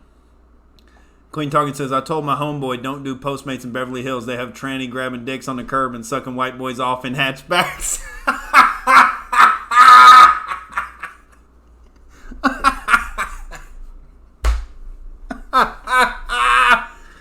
And dude, it fucking scares me because she says she lives in the neighborhood. Alright, so now I gotta look over my shoulder for this creepy individual, seeing me again. Cactus Jack says Tatiana wants to fuck heaven. Well, I'm not gonna get in the way of that situation, dude. I'll get in the way, I'll get in the way wherever I'm desired, dude. I'll fit in. I'll be the cream in that Oreo. All right, if that's what's gonna happen. All right, but Tatiana's welcome to join the party.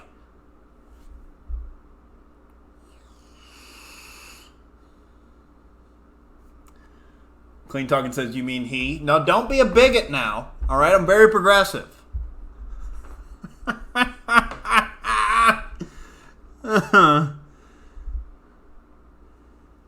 Tatiana says, you live with a whole sex doll. What more can you want or need?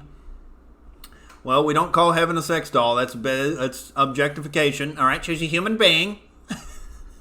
But she does, confound me with her desires. One day, she'll be mad at me and calling me gay all day, and then the next day she sneaks in bed with the outraged chancellor.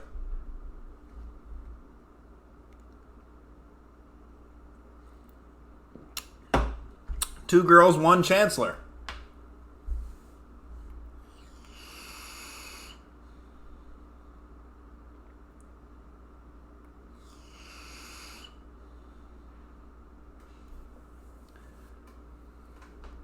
Tatiana says that's going to be a fucked up Oreo.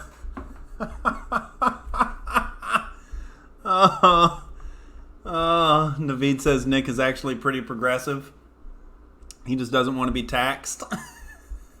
But basically anything goes socially. Yeah, as long as it doesn't violate the non-aggression principle, I don't give a goddamn. I'm not going to police people's behavior in the bedroom or what they do to their goddamn genitals if they want to chop them off. Go ahead, dude. I don't think it's going to be fundamentally, mentally healthy for you, but just stay away from the children.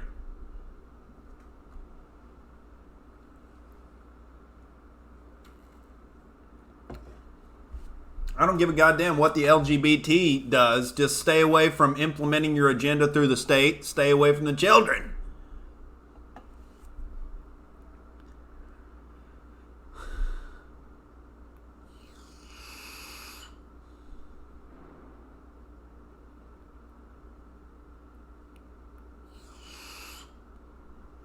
Yeah, I did see that, Cactus Jack. The short guy freaking out at the bagel shop. I didn't hear the audio. I just saw the video of the tall dude tackling him. That was super hilarious, dude. That's, I lived with Kevin Pollard for 2 years, and I can attest, all right, there's some truth to that situation. All right, fiery tempers, flying off the handle. But at least Kevin Pollard does it in a hilarious way most of the time.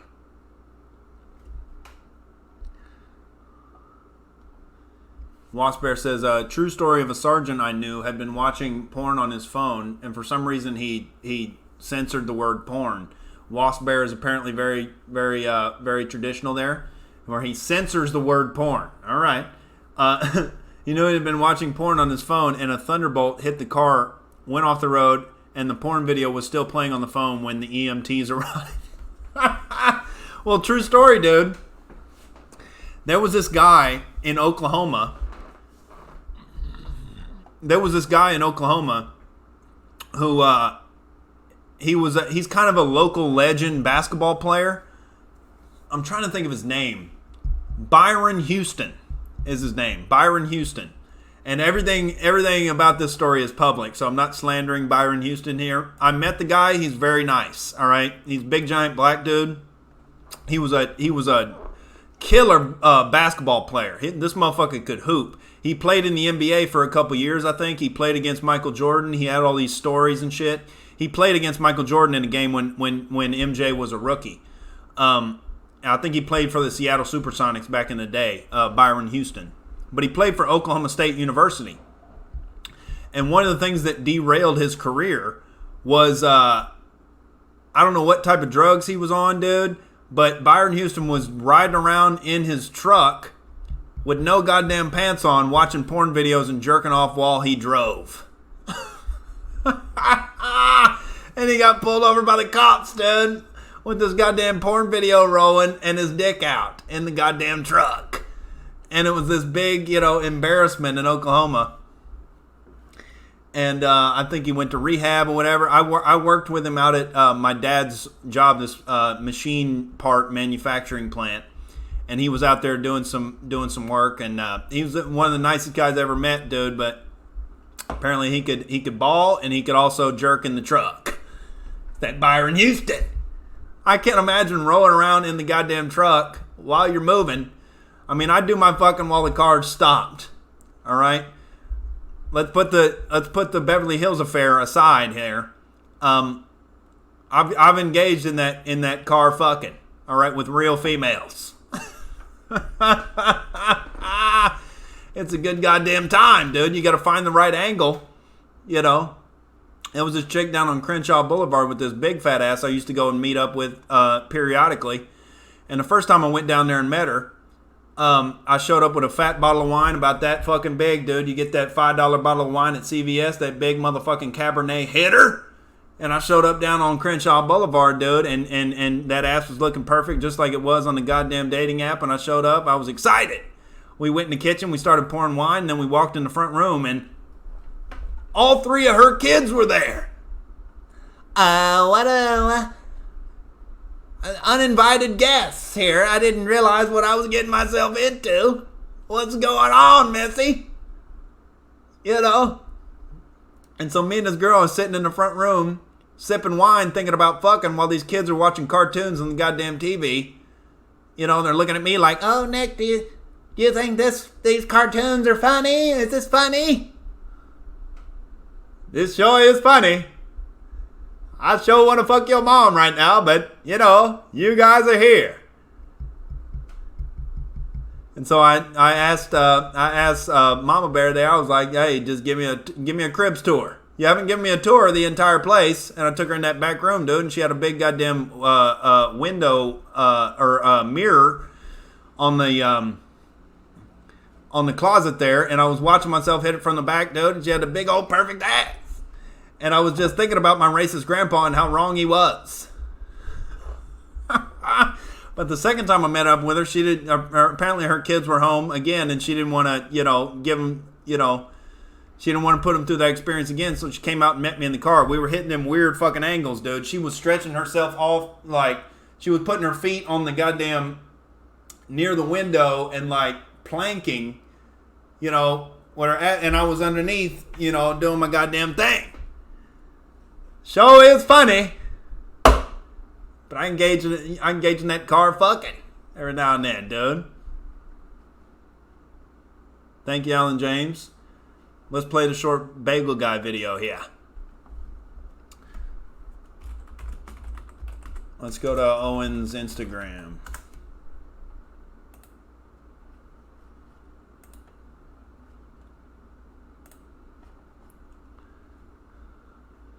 Where is it? Here we go. Is it okay for women to say, oh, you're 5 feet on dating sites? You should be dead? That's okay? Women in general have said it on dating sites. You think I'm making that shit up? Everywhere I go, I get the same fucking smirk with the biting lip. Shut your mouth. You're not God or my father or my boss. Why is he talking about this in the bagel shop? You want to step outside? You want to step outside? Huh? I'm not standing, pal. No. You shut up, too. She said, no. Go ahead and attack me, okay? Come on. Oh my God. You don't talk to me. Oh, and a guy who recuts my side. That's okay? What happened? What I'm saying? You know what? Fuck you, fucking brother.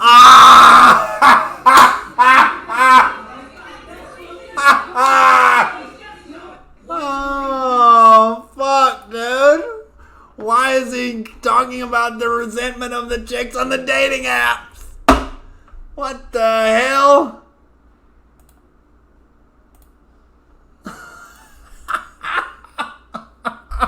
What started that conversation? Somebody was like, hey, how you faring on the dating apps, mister?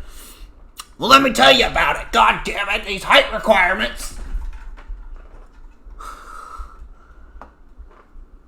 I feel bad for short people, man. I feel bad for them, dude. If I was born in that frame, I mean, it's one thing if you're tiny and you got a big old dick.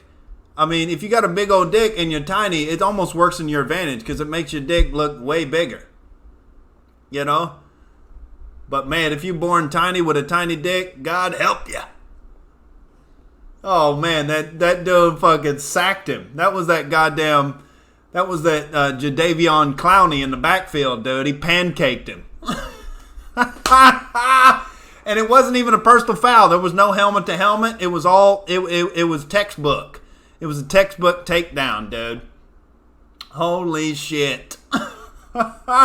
He said, fuck your bagels. Oh, fuck.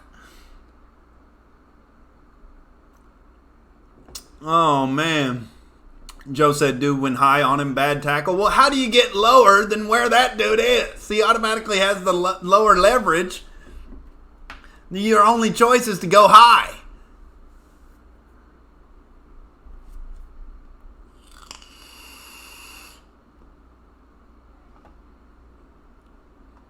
He threw that bagel, dude.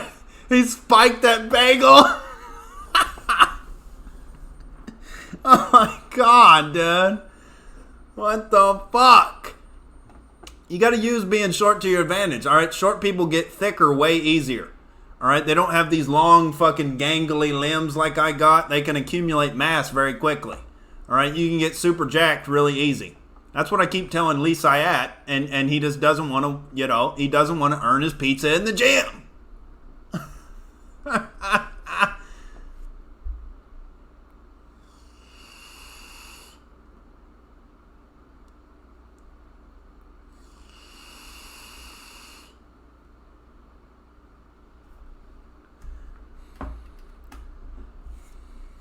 But now he's an internet celebrity, all right? He's probably going to start a podcast and start talking about the short man experience and how they're so misunderstood. Yeah, it is funny. A lot of girls have height requirements on the dating app, and that's a way to signal that they want a big dick. Fundamentally, I don't even, you know, girls get security from height, but I think that's coded language that they want that big hammer. You know, they're just playing the odds.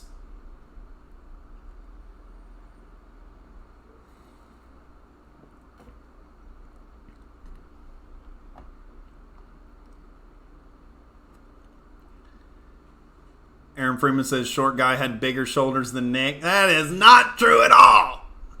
All right, despite his advantages of the short muscle fibers, the Outrage Chancellor put the work in. Joe says, how did the argument start? I don't think the video shows the argument starting. I think he just started the argument in his own head. All right. And you know, that, you know, I've had that experience with short people. They just start, they automatically think that you hate them. All right. Before anything even happens.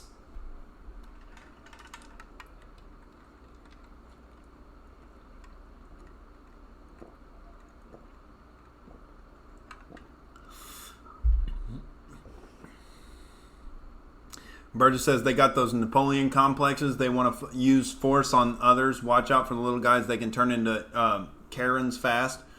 Yeah. You know, they got that tyrannical impulse, dude, because it's the same thing when you're talking about leftists in general. They don't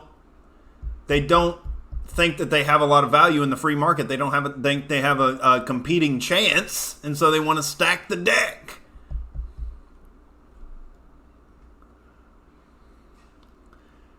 Cactus X says, how do you still go to Planet Fitness? It's like you're purposely disrespecting me. Well, I'm going in there, you know, strictly for intimidation purposes. All right, I go in there and you know, I create explosions in the background when I'm doing my weighted dips.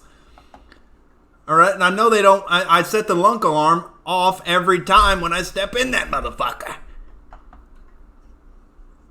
It's the same reason I'm in LA, dude, is because, I fundamentally, I'm an outsider. All right. And I go in there and I do my thing anyway. I'm comfortable with being not wanted. I'm most comfortable when I'm uncomfortable. All right. I was uncomfortable in Oklahoma. I didn't belong in Oklahoma. I voted for Obama in Oklahoma. Right. Then I came to LA and I voted for Trump in LA. It's not even about being contrarian, dude. I just don't belong anywhere. Short guy's actually Heaven's new boyfriend. Well, good luck, Heaven. Enjoy.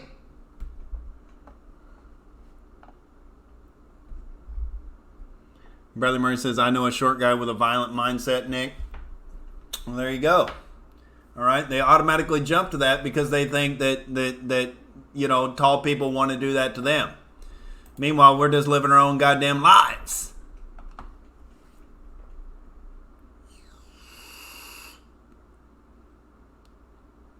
David says Nick gets lots of women, poor colored single mothers from the ghetto. Only top shelf stuff for Nick. Dude, that was one experience. All right, I've never claimed that I'm getting top shelf. All right, I'm still a goddamn broke comic. Right, and I'm not jerking off to porn. I'm looking for that, I'm looking for that drama-free endeavor.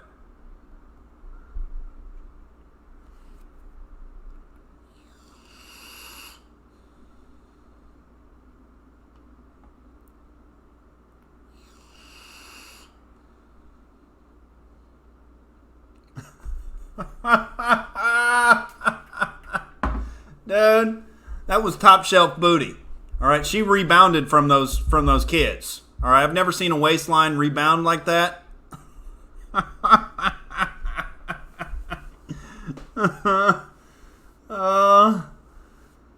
Fuck, dude. Clean talking. What was that tranny's name? It wouldn't happen to be Tyrone Jenner, was it? I'm not going to air out the tranny's name. All right? There's no need to out them. They're out there trying to dupe people. They're trying to deceive. All right? I'll let them keep running their goddamn hoodwink operation.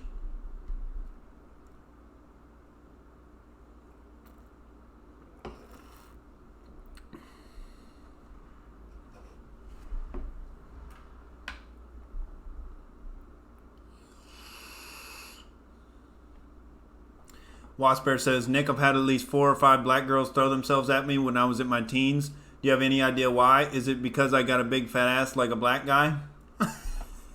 You got a big fat ass like a black guy?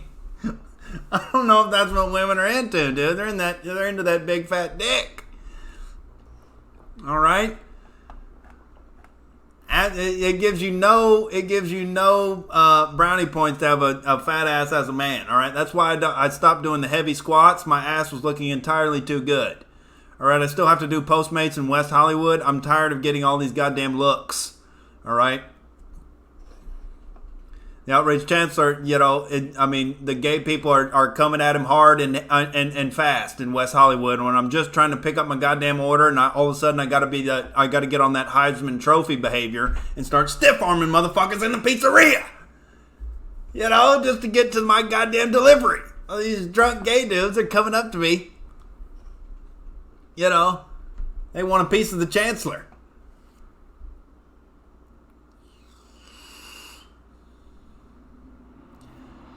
Cactus Check says, short guy can stand up and eat pussy. That's why Heaven likes him. Well, there's a stand-up guy, there's a stand-up comic, and then there's a stand-up pussy eater. Alan James says the short guy owns a hammer. Fuck! You know what I tried to do, Alan James? I tried to get on this goddamn Velcro sticky behavior. I tried to get these things. I tried to stick them on the bar of the blinds over there. I was going to hang the goddamn Americana flag back there over the blinds. And they did not stick. I had it all. I had the goddamn tapestry halfway hung up, and it kept goddamn falling down. The stickum ran out. Aaron Freeman says the short guy can keep a job at Olive Garden. Dude, I did not get fired from Olive Garden. All right, I quit. All right, I quit because they were being very bigoted and hateful toward me by assuming that I had racial motivations for the tables I was not taking. All right, I do not tolerate ratchet behavior at my tables. All right, I don't give a goddamn what your skin color is. All right, it's about ratchet behavior. All right, it's about constant refills. It's about bickering and complaining when everything is perfect, and finding something to complain about. And so one day I had enough of the shit, and I was starting to pawn off ratchet ass tables on other people, other servers. I was going around asking people if they wanted to pick up a goddamn table, and then word got back to the manager. Somebody went and, oh my God, we have to snitch on Nick Jordan. He's there, he's picking and choosing which tables he serves, and we just cannot tolerate this unbelievable racism. And, fundamentally, I think the manager that was getting mad at me, the manager was a black dude, and I was macking on all these black ladies, these waitresses that were working there. And I think the black dude manager wanted a piece of that ass that I was already getting in. And I think he had some subtle resentment toward the Outrage Chancellor, and I think he pulled me aside and accused me of racism. Because I kept saying to him, what are you accusing me of? And he's like, you're profiling these tables based on, you can't do that. And he had this weird psychotic look in his eye, like I was this horrible KKK member for not wanting these ratchet-ass tables. And he's like, oh my God, you're going to have a conversation with the general manager when you come back in, you horrible racist. Basically what he was saying. And I was just like, I just didn't go back. I was like, you know what? I'm not going to give you the dignity of firing the Outrage Chancellor. I'm just not going to return.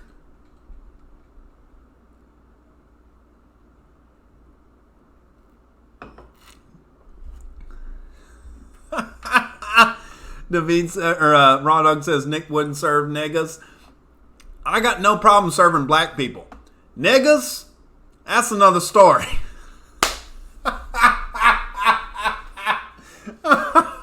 Dude, shit, I don't know if I have the balls to try that on stage. I got no problem serving black people. But niggas? Dude. Joe says, and by ratchet, you mean black, right? No, there are plenty of ratchet white people, all right? It's a culture, all right, that's perpetuated of pettiness and of lack of gratitude and lack of appreciation.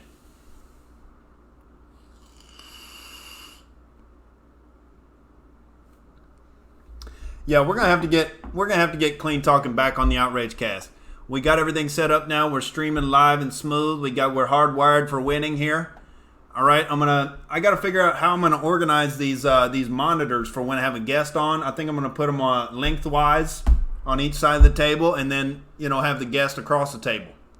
We'll figure it out, ladies and gentlemen. I'm gonna get some funny ass comics in here. I'm gonna invite Trent Stewart Jones on the podcast. I think you guys are really gonna love Trent Stewart Jones.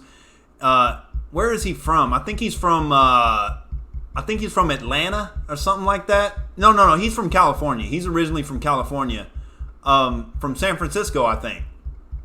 But he's a black dude with black dude sensibilities, but he has the articulation of like a really proper white man individual, and he's very proper with his language, dude. And he's a funny fuck. He's got stories for days. So we'll get Trenton Stewart Jones on here. We'll get Clean Talking back. I got we crossed the rent threshold here. I need a couple more days to stack up some money and pay down some bills, and then we're going to have some free time in the middle of the day to get out there on them goddamn streets and do some street roasting with Clean Talking.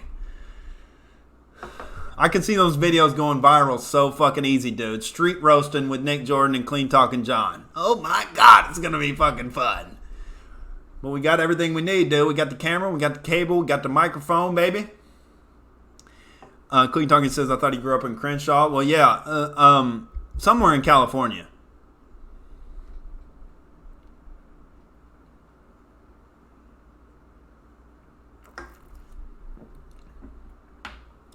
David says, anyone who's worked in a restaurant knows what black customers are like. Even a shit-lib waitress will start using code words for when the black customers come in.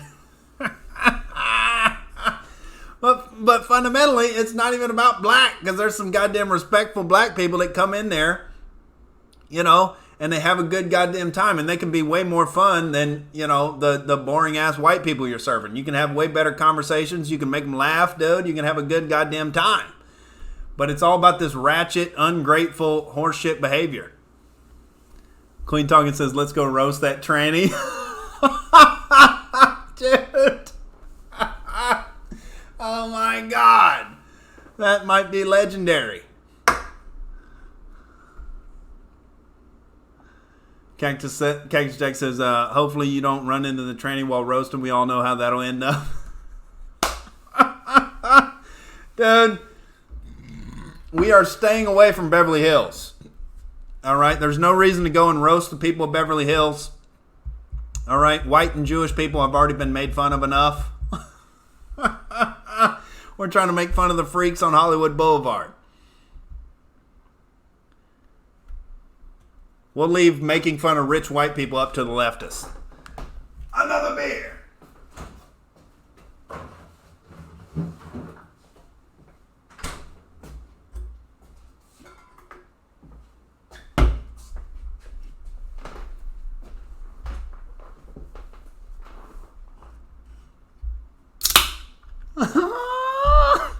Queen Dawkins says, start off as, hey, are you that guy that sucked my boy Nick off?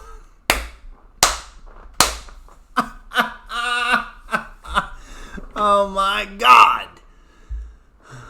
You don't have to make fun of the trannies. They already have a goddamn disaster in their own life. All right. It's just like vice crime, dude.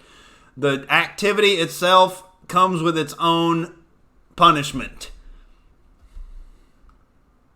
They're not living enjoyable lives, ladies and gentlemen. That was the highlight of that tranny's life, is in the back of the Outrage hatchback.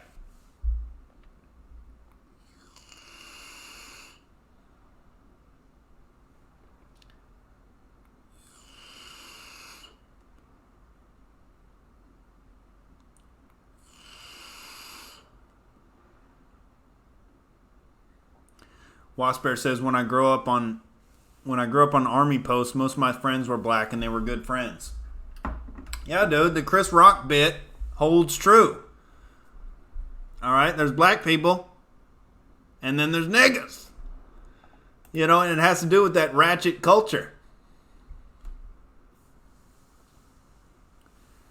David says, Nick, you just quoted some of the old church scholars that homosexuality is a punishment in this world in itself. Yeah, you don't have to go hard at the homosexuals and be like, oh my God, the anus isn't a sex organ. They're going to be wearing diapers in their 50s, dude. Oh my God, it's this attack on the family and masculinity, and you think they're enjoying their time? That's why so many of them are funny in stand-up comics, dude. It's because they're miserable. And so they got a lot of struggle in their life, and they go up there, they got a lot of hilarious, ridiculous stories because they're not fundamentally enjoying themselves that much.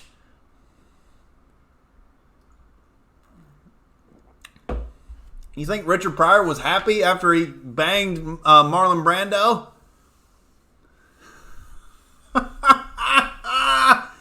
You know? It's not a fun affair to get your anal cavity, you know, penetrated.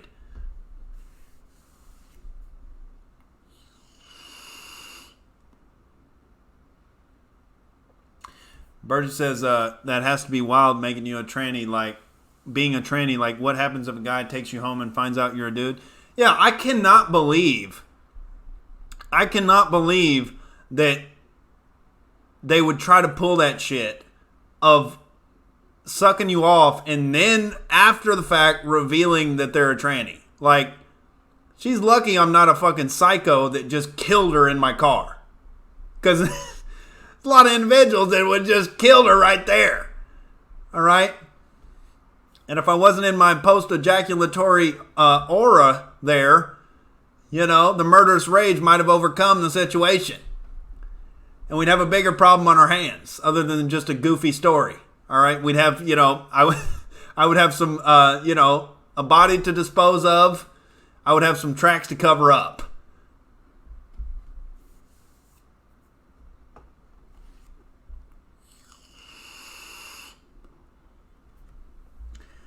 But I mean, they cut their balls off, but goddamn the balls to engage in some activity like that and then reveal what's really going on. It's risky enough to be out there sucking dicks on the sidewalk, but then you're risking your goddamn life the whole time. Cactus X says you're a pussy for not killing her. Dude. That's those principles, all right? That's the non-aggression principle. I did get deceived, all right? But you did not violate the non-aggression principle. She was just she did not hold up her end of the contract, and that contract was, I'm a woman. So she broke the contracts. What's up, Blossom?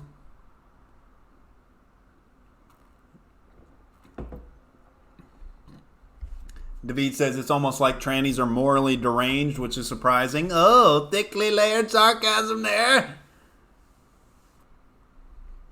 Alan James says he should have told Nick first, not after Nick had sucked him off. How dare you, Alan James? Oh, the rampant mischaracterization. Queen Tonkin says, hey, Nick, did he pull the scary movie on you? How I look, dude? Tucked in or out? There was no tucking. All right? There was all nip, no tuck. All right? That thing was nip. That thing was long gone. All right? Long motherfucking gone.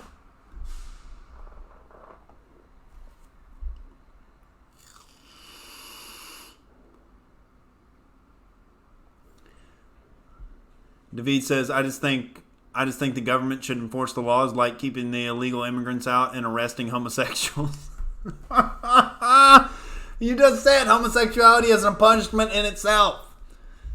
Why do you want to arrest the gays, dude? They're out there, trying to get by with their butthole behavior. All right? They're wearing diapers in their 40s and 50s, dude. It's not enjoyable.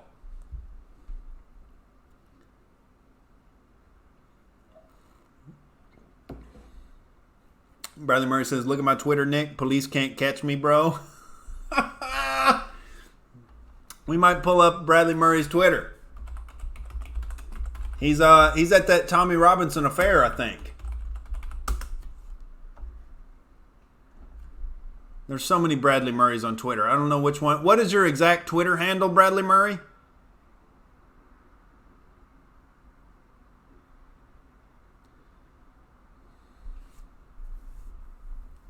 David says, think of all the children they're going after. Well, that's a different story. I don't support the whole LGBTQ horse shit being taught in schools.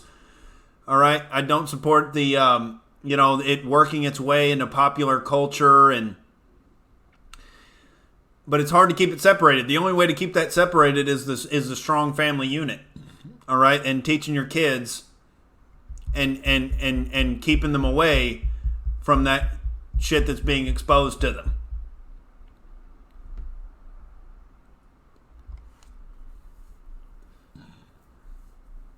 David says healthy societies keep their queers in the closet. Degenerate societies have parades of them. Well, there's elements of truth of that. And I talk to comics. One of the funniest comics at Fourth Wall is a gay dude. His name is Eric Rocha. He's fucking hilarious. And, one of the things I like most about him is he doesn't tolerate faggots. All right? He calls out faggot behavior, even though he's gay. All right? And so he's talked about on stage before how it used to be cool to be gay because it wasn't accepted. It was counterculture. It was edgy. Oh my God, you're not supposed to do this. But then it becomes mainstream and it gets all these corporate sponsors and it's like, what are we doing? We're sponsoring butt pumping? Is this the new marketing agenda? Everybody wants the virtue signal of how progressive they are. You know? And then it does trickle down into the younger generations and it becomes a problem. I can't disagree with that. It leaks into popular culture and then all of a sudden you get trans kids. The trans kid thing is straight up evil. You know, and you get these, you know, these parents in Hollywood or whatever. Oh my God, who can be the most progressive at the goddamn deranged cocktail parties? Oh, your son's gay and he's only 11? Oh, that's cute. That's kind of progressive. But I have an 8-year-old boy, girl. He's already transitioned and we're getting him new titties for his birthday. And they just turn their kids into goddamn mutants and march them around to compete to be who's the most progressive. You know, and they're throwing birthday parties. They just got their kid new titties and ass, and the mutant kids are strutting around and shit. You know? And they make Instagram accounts. Oh my God, the real trans kids of Beverly Hills. Isn't it great? Then a bunch of homies from the Instagram page show up at the birthday party. Like, hey, we just came to pay our respects to little Timmy. All right? That's a nice ass he got. We like what you doing. What the fuck? The real trans kids of Beverly Hills. Leave the goddamn kids alone, dude.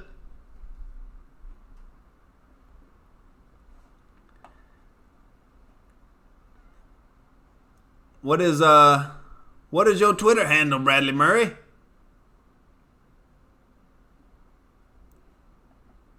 Oh, he just inboxed me. Well, put it in the chat here so I can just pull up a tab.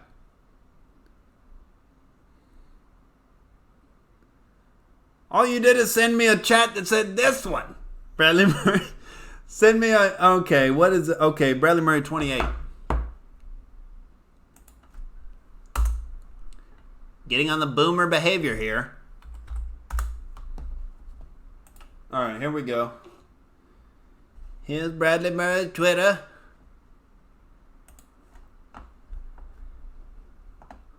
Oh shit. It's the Manchester police chase, dude.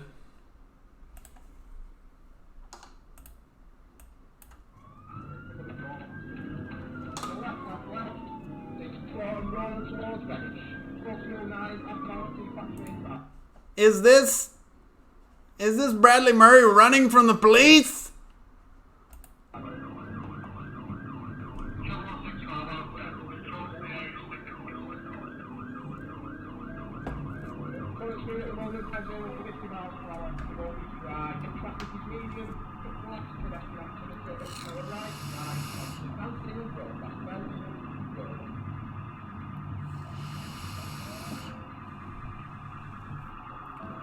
What is happening here, dude?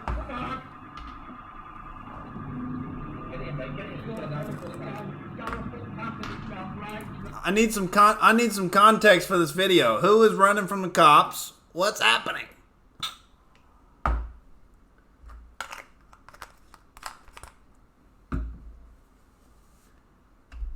Is this Bradley Murray running from the cops?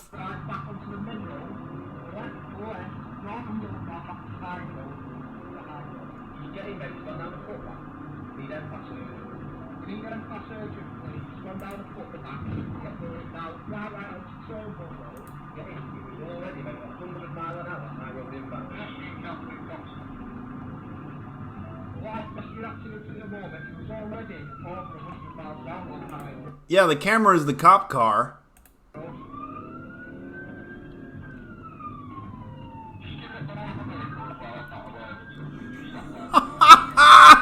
Bradley Murray says it's not an A3, it's an S3, brother. I was on my way home. What the fuck?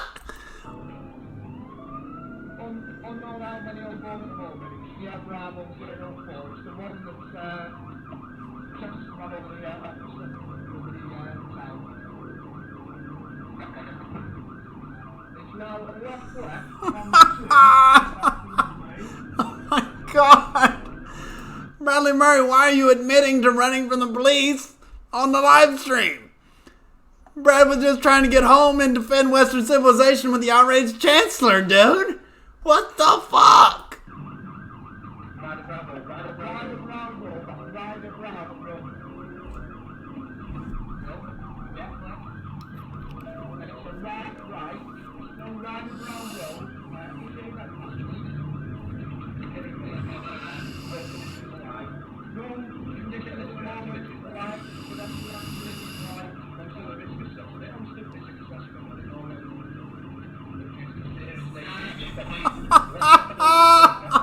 God. Dude.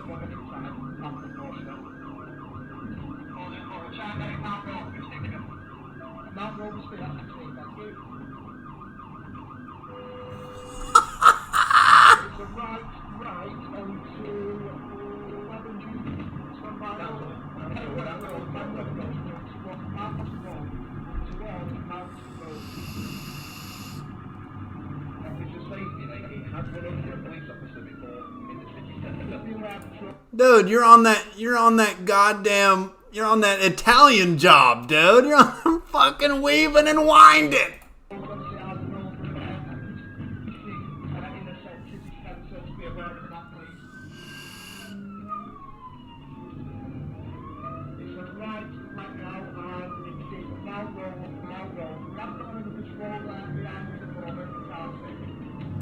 Dude, I need more backstory. What was the impetus for starting the chase?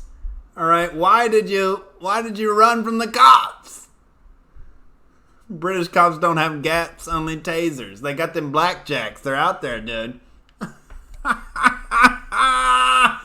Oh my God, he's that transporter.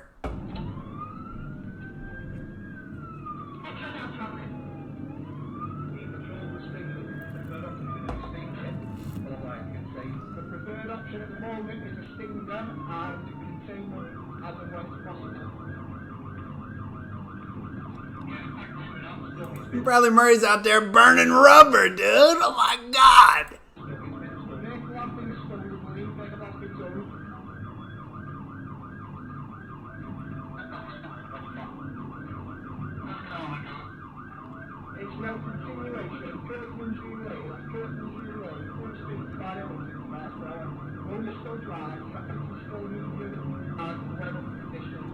Alan James, don't start making puns about me making the reference of blackjacks, all right, and try to turn it into a racial, gender-based affair here.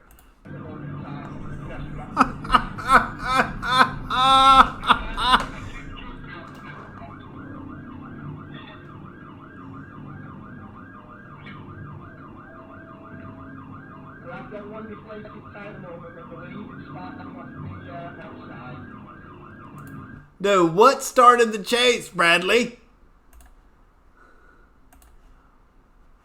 That is fucking insane. What started the chase, dude?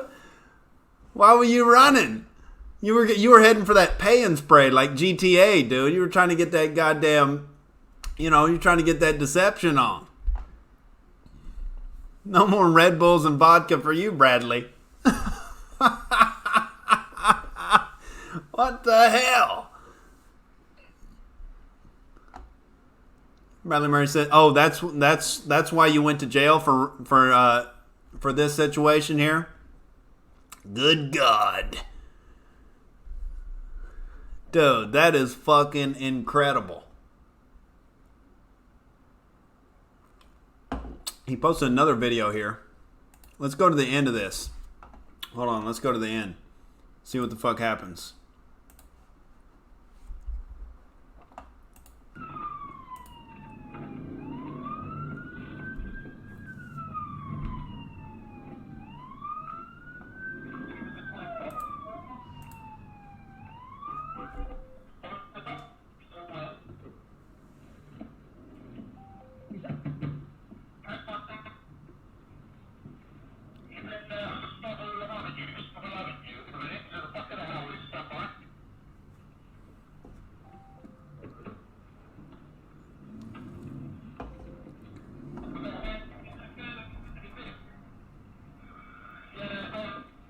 Dude.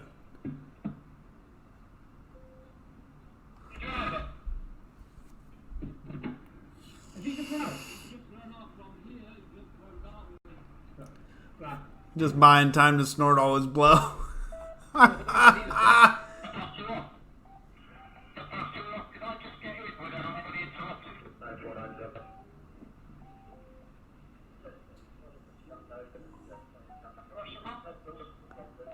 Stop all having you is. Stop all having you. Need a dog for the abandonment. I think the passenger's got out. Oh yeah, the tire's flat there. Dude. What the hell? What was the original start of it? Oh my god, there's some big booty black chicks here in Road Rage. I desperately want to click on this video. I'm gonna resist the impulse.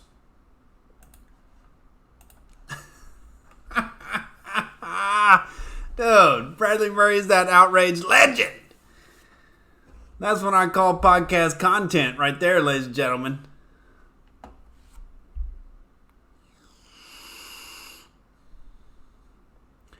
Raw Dog says you and Eddie Murphy should go tranny fucking together.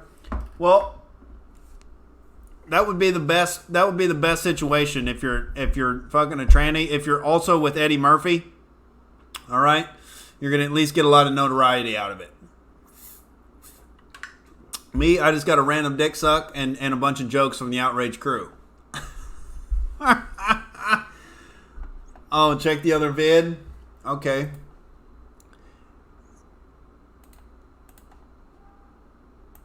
Here's this other vid. Distance between them.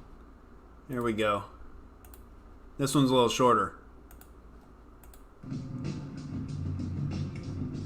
Backup is urgently required from the Force helicopter India 99. Yeah, can we have 99 or 66 please? There's a Saab, it's been near this MX6. It's Regent Road, it's done a red light at the 602 and gone down Eccles New Road. Now the trick is to keep them in view, at least until help arrives. It's a Saab 9000 we've thought up to it in Mine Street at least.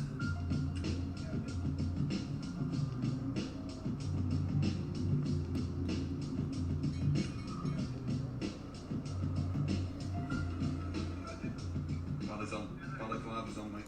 Front needs that valley on. Yeah, they're putting balaclavas on now. 99 or please, as soon as. But they've been rumbled. Video, mate. Yeah, Bassie's put his up, balloon front seat got Yeah, locked. can't fit. He's been rumbled. Sister, so traffic, please. With this thing now, we'll patrol it. Possible this vehicle's going to make off in a minute, I'm sure it will. It's decision time for the gang. Yeah, they're swapping drivers. We're still holding the Metro Link station. It's indicating right to Mike Street, Mike Yankee Street off Eccles New. Whether to run or to fight. Yeah, they're getting items out of the boot. They're going to do us there, I think. They're getting back. Yeah, getting stuff like get ready. Yeah, they're getting. They're going to attack us here. They're getting machetes out of the boot. Machetes! 845 on Urge. I'm going to get attacked by a Saab on Eccles New Road. It's off now. It's off. It's a left for left.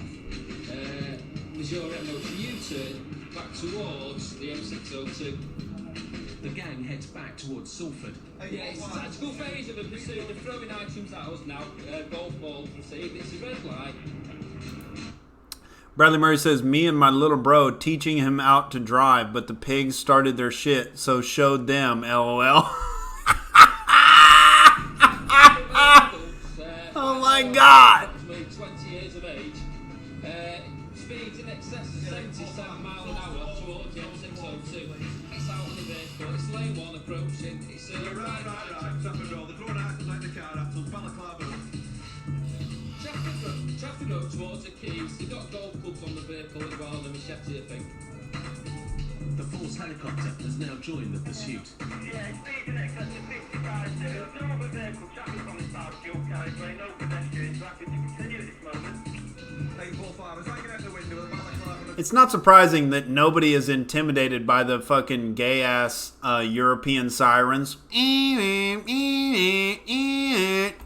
club waving after ARDs as well.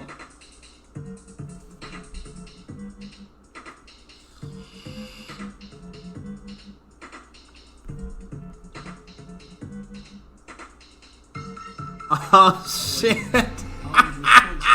Also on their way. So what's the shopping precincts on also? But the gang have made it to home turf, to where they hope to shake off those pursuing them. Sorry for a dead end, boy. Dude, he had that fucking copter after him. There's no pedestrians over vehicles. It's very It's like goddamn Goodfellas. We can't follow at this moment in time. It's got the body protection. It's on the pathway. It's going to come back out.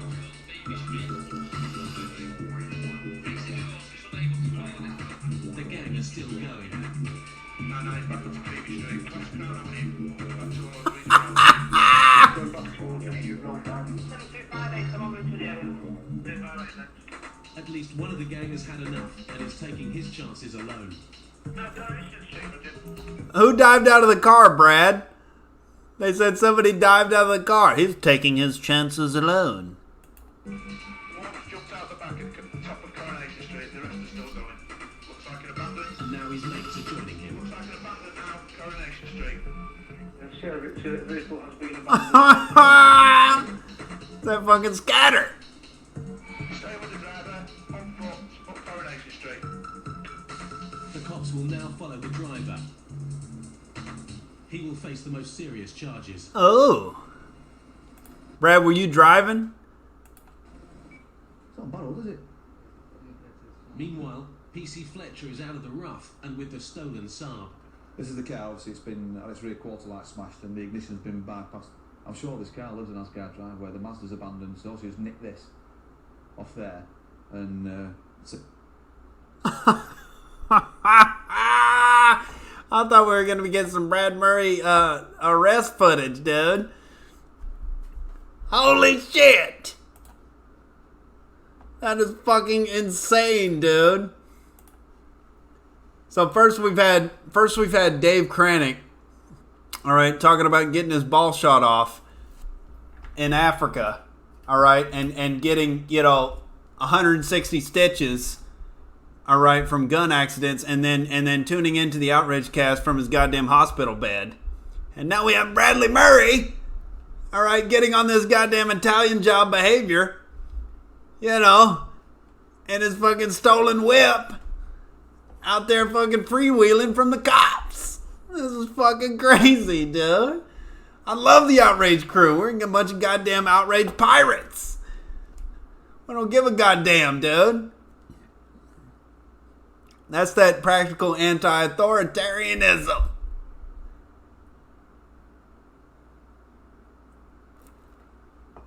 Holy shit, ladies and gentlemen. Oh my God.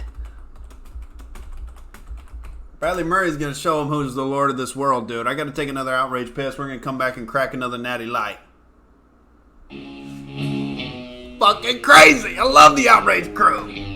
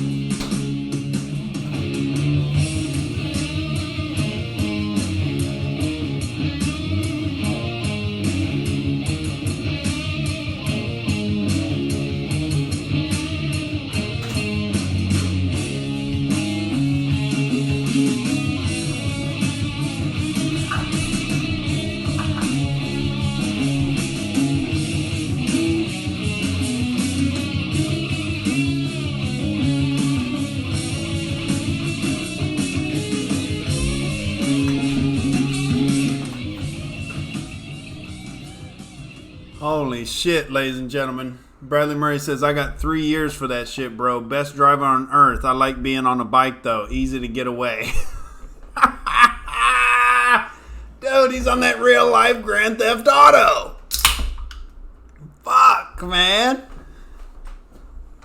That is the coolest shit I've ever goddamn seen.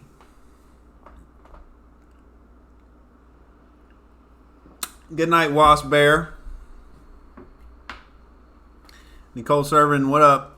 What up with you? Says, just finished telling my family to go fuck themselves and take me to court. Well, goddamn it, sometimes you got to do that. All right, people have this false fidelity to their families of origin. All right, and you didn't choose to be in that situation. All right, so it's up to them to be good to you, especially when you're a kid. And so you don't have any responsibility. Like, people are always like, oh my God, it's your mother and father. Don't you care that they took care of you? And it's like, yeah, they have a legal responsibility to take care of you and make sure you don't die. But that, you know, if they're an asshole, if they're a terrible person, all right, if they, you know, don't protect you, and if they fuck you over and don't apologize for it, you don't have any fidelity to them fundamentally. Just because you share the same genetics and there's a genetic accident that you were born into that family.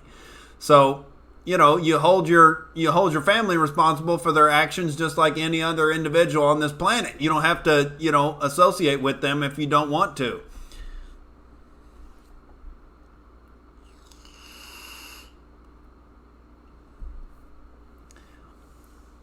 Alan James, don't start rumors about new trannies. There are no new fresh trannies, all right? That was a once-off, you know, horrific accidental situation. And it will not be repeated.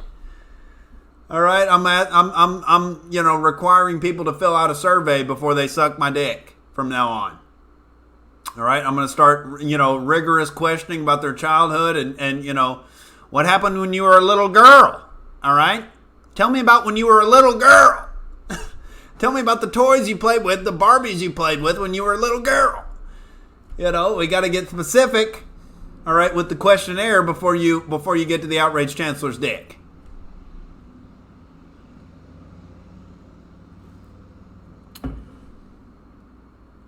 Nicole Servant says, I'm the baby. These are my big siblings. Well, what's the deal? What's the conflict?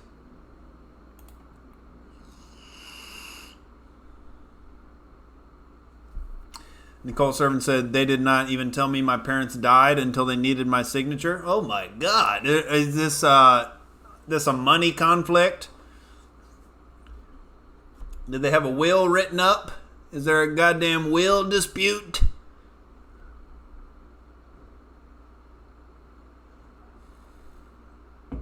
Kiki says Nick is Eddie Murphy's new wingman.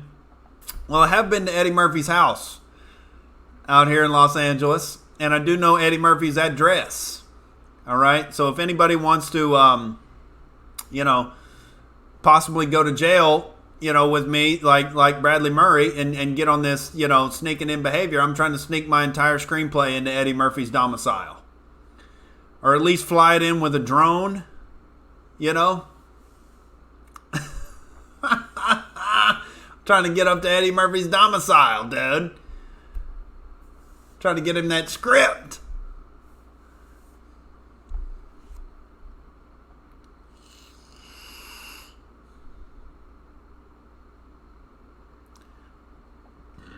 Uh-oh, they're talking about Templar rituals now. Oh, boy.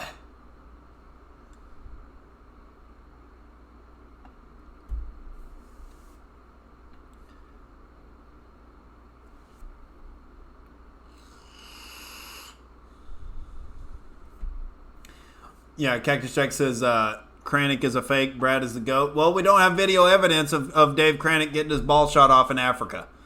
All right?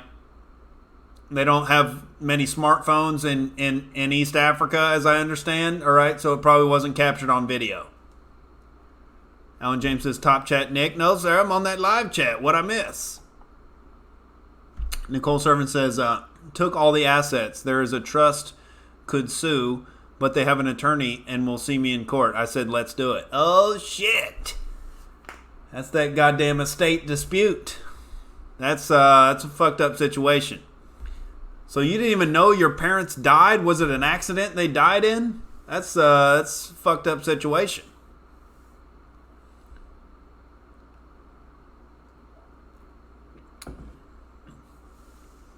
You know, I don't have that parental situation where my parents have a bunch of goddamn money that's to be divvied up among siblings or anything. All right, my parents are just hardworking blue collar people, and I'm trying to make it out here in the entertainment industry. All right, make a big ass fat pile of shekels in order to buy them a more luxurious living situation. Buy them a goddamn retirement. All right, so they're depending on the Outrage Chancellor. PayPal.me/Outrage TV if you want to contribute to the Outrage Chancellor's Parent Retirement Fund. You know, trying to take care of mom and pops. Because I'm amazed at my parents, you know, giving attitude. Like they've just dedicated their entire lives to their children. All right, we're out here trying to make it happen.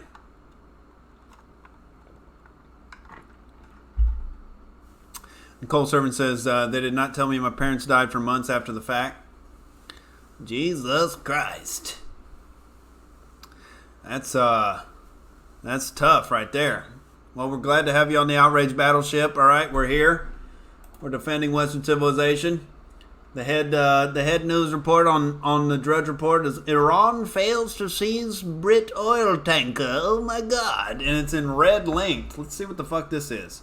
Well, first of all, actually, before we go to Iran, because fundamentally, I don't think we're going to get into any conflicts with Iran. I think Trump is smarter than that. I think he knows the majority of his base is anti-war, and he's not going to do what the neocon, psychopaths tell him to do.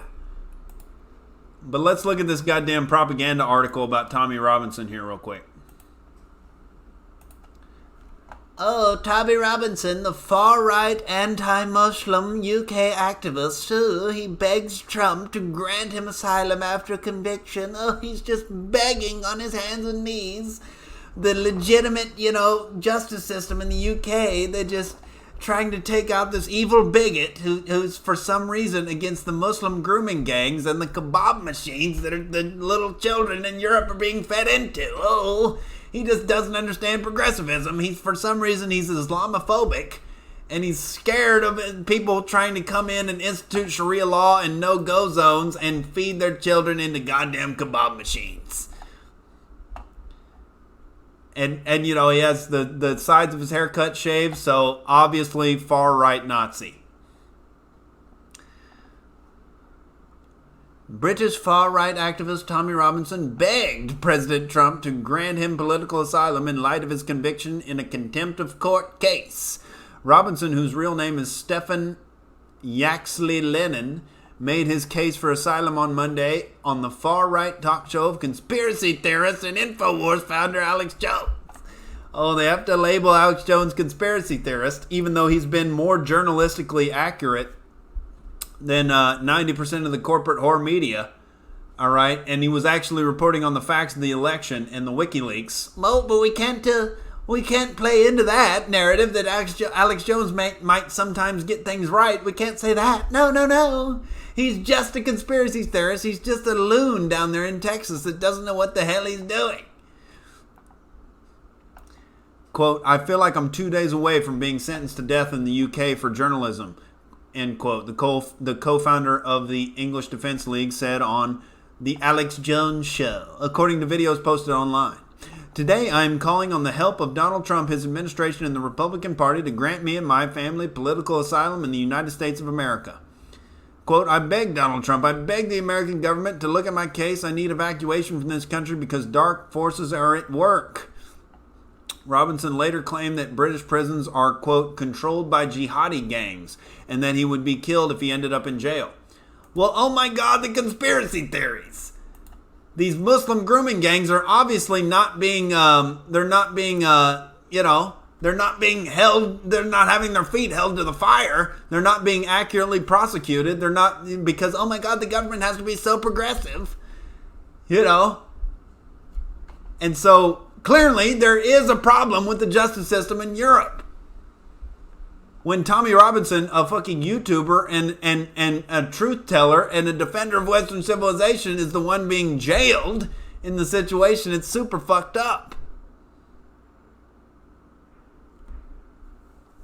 Bradley Murray says, my dad's always asking for money and a postal order because he's in a Category A prison where he belongs, and it's my fault.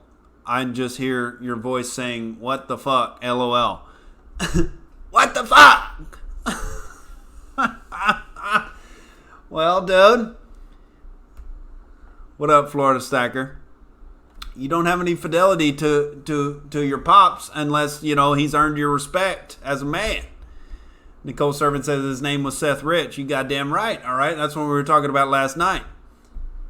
That's what Alex Jones was. Alex Jones was covering the actual, you know, events of the DNC leaks. He was, you know, actually covering what Julian Assange was saying about the source of the WikiLeaks. All right? And so you can't rock the boat there. And they're just making these articles making fun of Tommy Robinson for, oh my God, begging Trump. He's begging anyone who has an objective sensibility of the justice system and you know, is not co-opted by the deep state Hydra demon. All right, and not consumed by this identity politics horseshit where it's like, don't be Islamophobic, don't call out the Muslims for their crimes, we can't be insensitive. Horseshit. If they're running grooming gangs, we got to get these motherfuckers out. Get them out anyway, dude. All this goddamn North African migration. You can thank Hillary Clinton and Barack Obama for collapsing Libya. All right. We came, we saw, he died. Isn't it fun? Now all the Muslims from the North Africa are going to flood into Europe. And you just got to deal with it, Goyim. We're not dealing with it.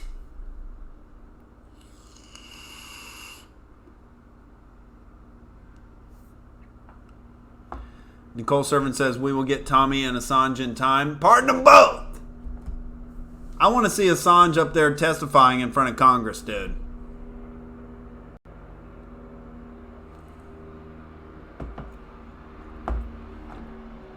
Aaron Freeman says, no more immigration asylum. There you go, dude. That's what we need. There's no more coming into Western countries and just depending on our pathological altruism. That time is over. We're done.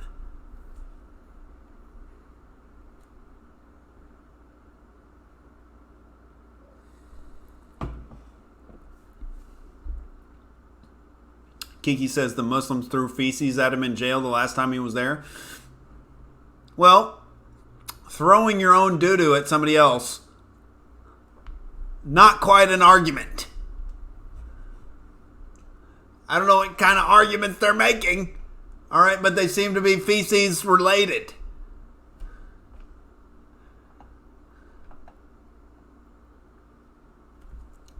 Nicole Servant says, I have a house in the U.S. I'm willing to take in Tommy and his family as refugees. There you go. That's that legitimate asylum when you're being persecuted by your own government. Not just because you want to come over and get your goddamn welfare money.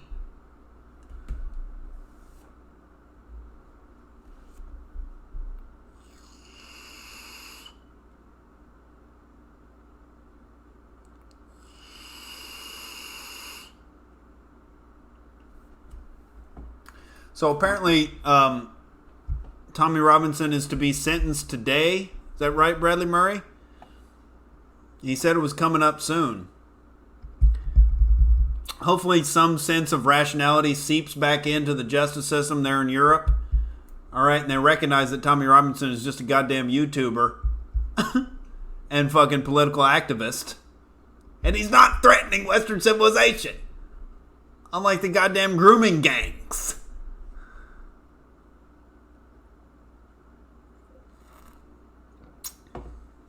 So the whole thing with this pathological altruism is, oh my God, we have to be sensitive and inclusivity, and the Muslims don't give a goddamn about inclusivity.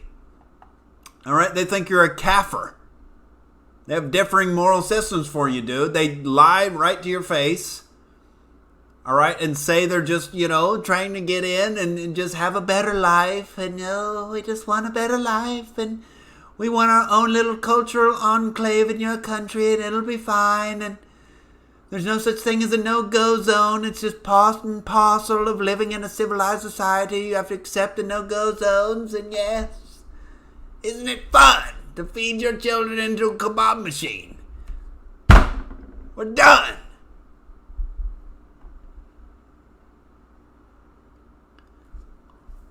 Burgess says the Muslims there were probably told false things about Tommy Robinson. They think he's evil and he's not. Well, yeah, it's not hard to deceive people, all right, who have an average IQ of 85 and are very inbred, all right, and are very indoctrinated in a false ideology. It's not hard, and it's in their personal interest, all right, to hate Tommy Robinson because Tommy Robinson is defending Western civilization. He's the one Brit that's standing up publicly and saying this is wrong. And so, of course, they're going to hate him. Aaron Freeman says Tommy just needs to convert to Islam. Just succumb to the will of Allah. All right? Inshallah, it shall be done.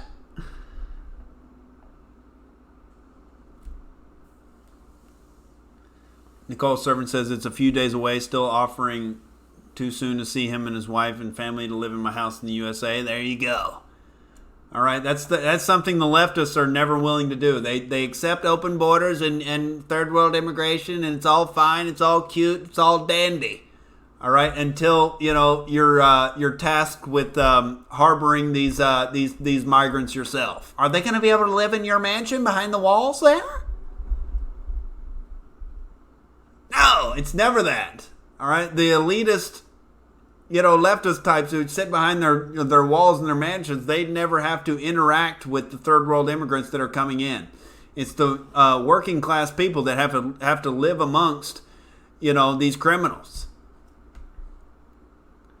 Bradley Murray says, yeah, he's fucked, bro, but we have people in prison making sure he's okay, and if he's not, they will have to see me. Oh shit!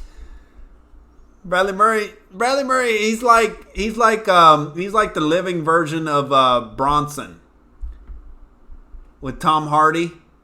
Ever see that goddamn movie, dude?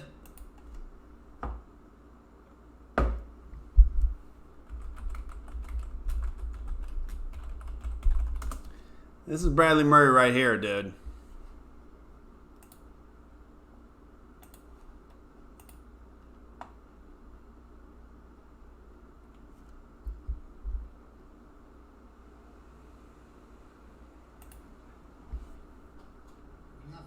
About my upbringing, like most kids, I went to travel. It wasn't bad. It wasn't bad. And all my life, I've wanted to be famous. This is the post office I did over. This is what I got away with. This is what they gave me. 7 years.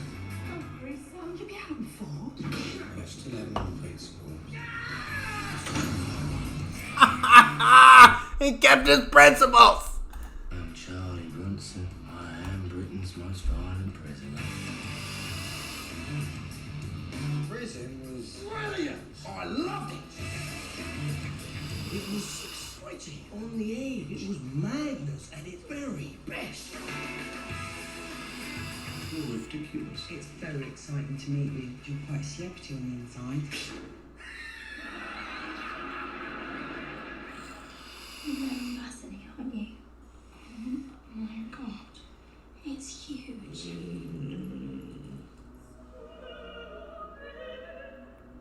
They don't understand. You'll never understand. You're no more mad than I am. And that scares them.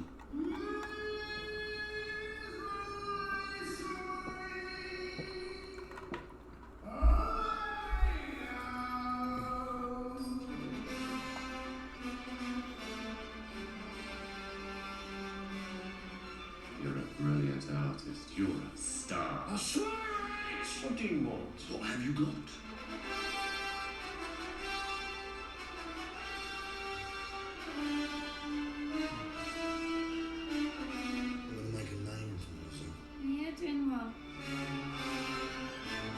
That's Bradley Murray. That's Tom Hardy's best performance of his goddamn career for my money, dude. And Tom Hardy was just playing his version of Bradley Murray. Nicole Servant says, I will sponsor Tommy and his family. What, are they not going to let me sponsor a political refugee as a woman? Well, I can't be anti-progressive. Oh my God, that would be so regressive.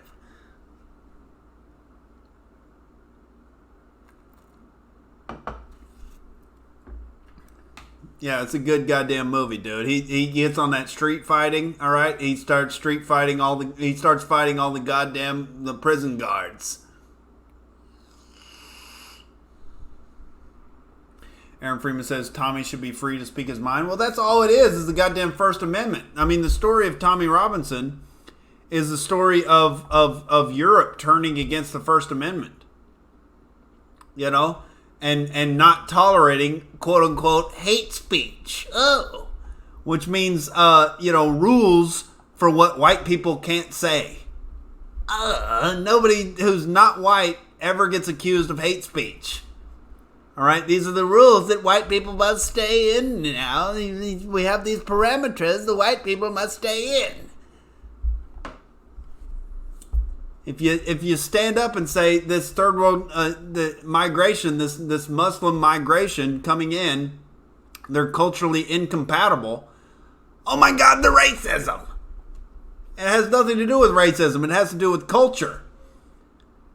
All right, Sharia law is not compatible with Western civilization. And you should be able to stand up and say that shit and not go to goddamn jail. But Europe's going down a weird path. All right, I don't know what the fuck's happening out there. But beastly motherfuckers like Bradley Murray, they stand up and they defend it. All right, and freedom movements are happening all around the world. All right, the Brexit party is rising. It's clear what the people want. It's just whether or not the EU tyrants are going to crack down, or whether or not the populace is going to stand up and defend their society.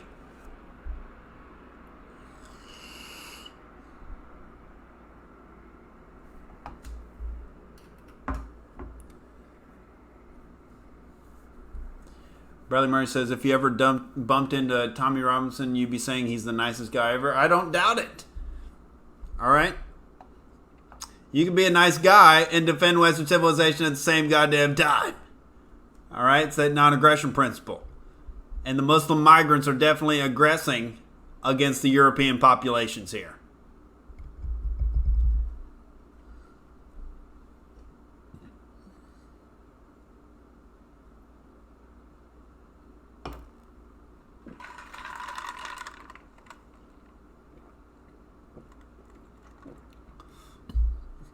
Nicole Servant says, I want to start my own blog against feminism and how it takes the true God-given virtues of women away. Yeah, it's this fantasy. Feminism is the fantasy that you can be a high-powered career woman and be a mother at the same time.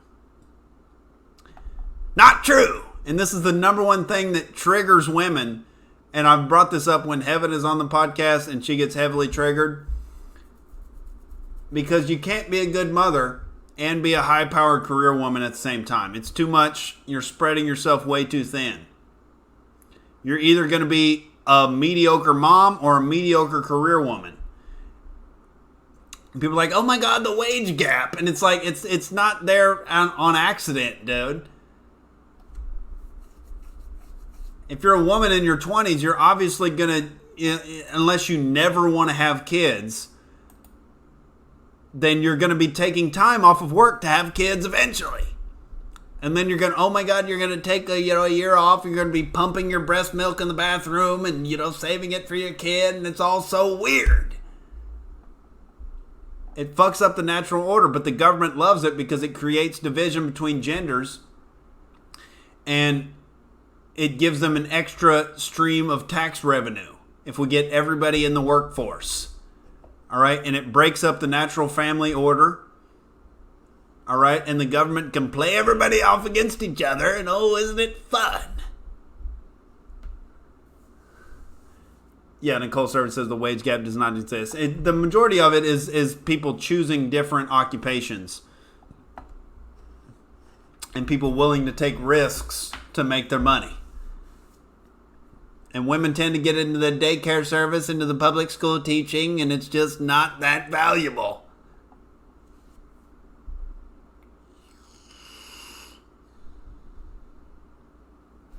I don't know where heaven is tonight. All I know is the goddamn Wi-Fi has stayed crispy and smooth the entire time, ladies and gentlemen. We're on that hardwired winning. This has been fun as hell.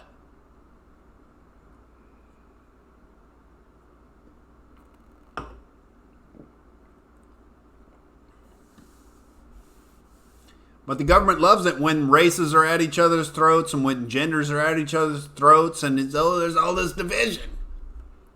The government loves problems that they can worm their way into and fix. Oh, yes. We're just in here in your personal life and we'll make everything okay. Just let us take all the control.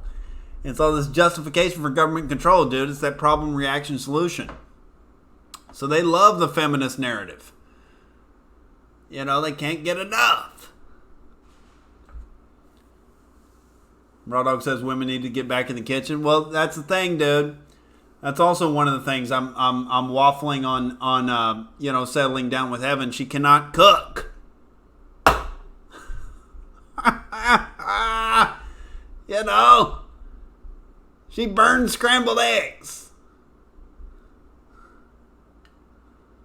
I need a woman who can cook a goddamn meal. Aaron Freeman says the government hates women's soccer. Oh my God. It's just the problem with women's soccer is nobody fundamentally gives a fuck. Sorry. Not that entertaining. Good for you. Don't want to watch.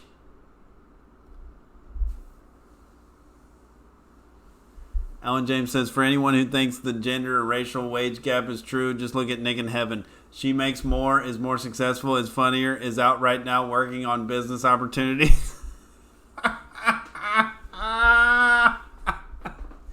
Dude, that is not true. Nick makes more on the whole. All right? I'm bringing home the bacon. Heaven is not funnier than the Outrage Chancellor. This is blasphemy.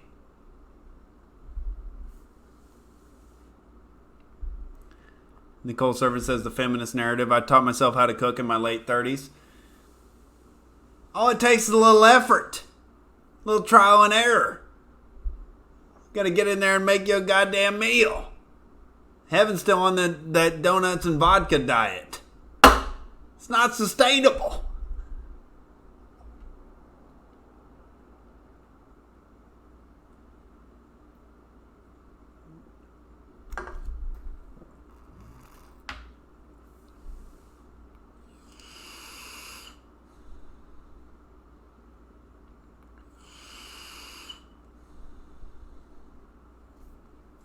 Nicole Servant says, I was raised to use my femininity to catch a man.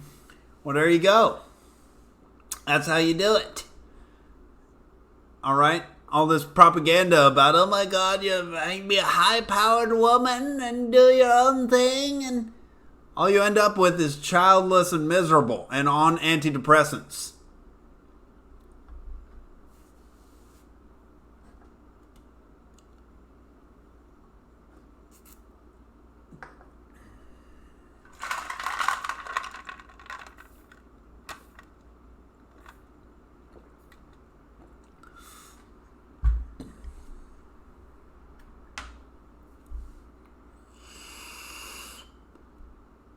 Oh, feminism is good for the big pharma, isn't it? Oh, we're showing out all those antidepressants to the sad women who've passed their fertility window and they don't have a man, and oh my God. You know, and now you're sad for some reason. Oh, you didn't fulfill your evolutionary purpose. You missed your fertility window. You did not grab a high-quality man. And now for some reason you're sad. Alan James says Nick uses his hatchback to catch a man. Dude! She caught the outraged chancellor with the deception.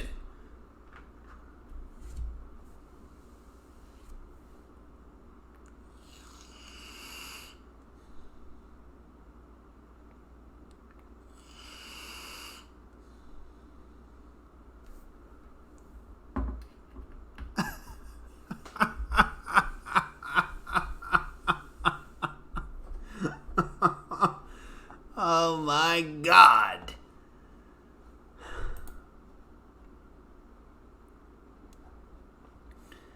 I don't know, ladies and gentlemen. I hope we don't go to war with Iran. I don't know what this article is about. It's red linked on Drudge Report. Sea standoff. Royal Navy frigate trains guns on Iranian boats trying to storm Brit tanker in Persian Gulf, forcing them to back off. Oh boy. That seems like a conflict between the Brits and the Iranians there. Iran's trying to pick fights with everybody, dude.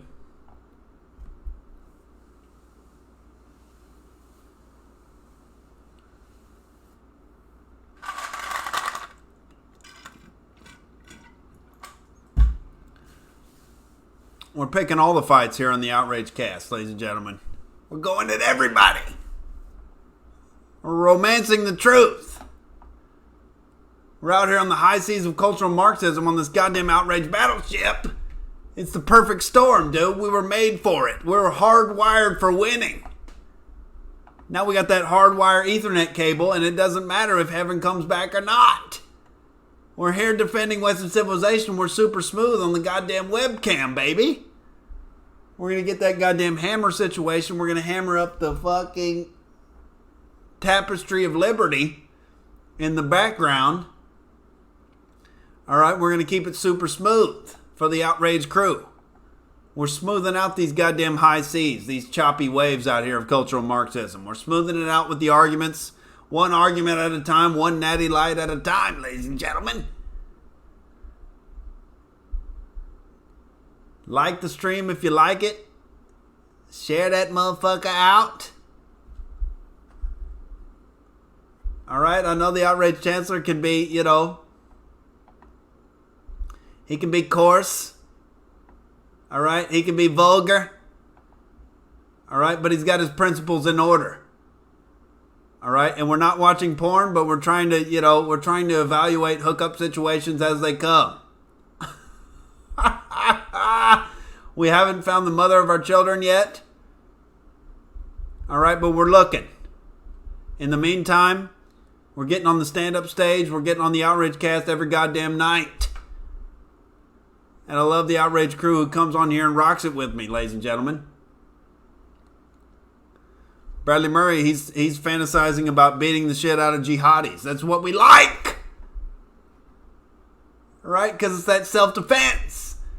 Jihadis are trying to encroach on your goddamn culture, dude. You got to stand up and make the arguments against them. All right? We're posting goddamn, you know, running away from police videos.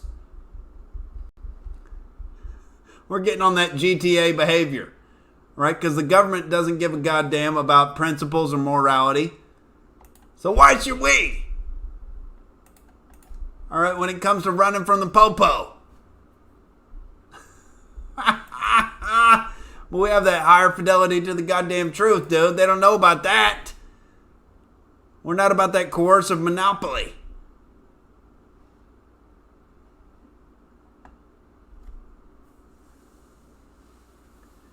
Florida Stacker says it's just a thumbtack. Use a large spoon to hammer it in. Dude, I have pliers. I tried hammering in the thumbtacks. They're rigorous thumbtacks. All right, I don't have a large spoon. I have these dollar store spoon situations here. I know you're very practical out there, Florida Stacker. You got your currency stacking. All right, you got your bananas. I don't have a place to grow bananas.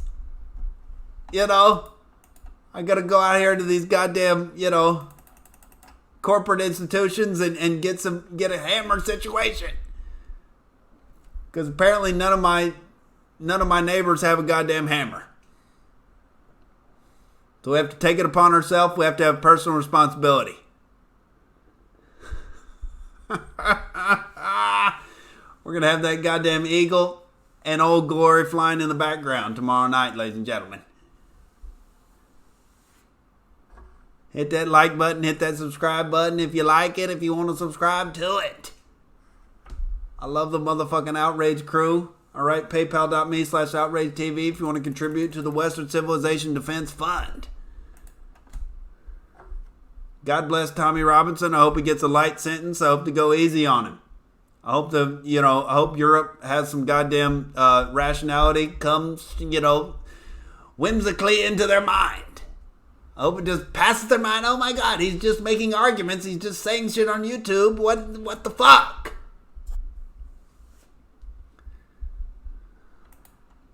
Oh my God, we must not be Islamophobic and go fuck yourself. Free speech.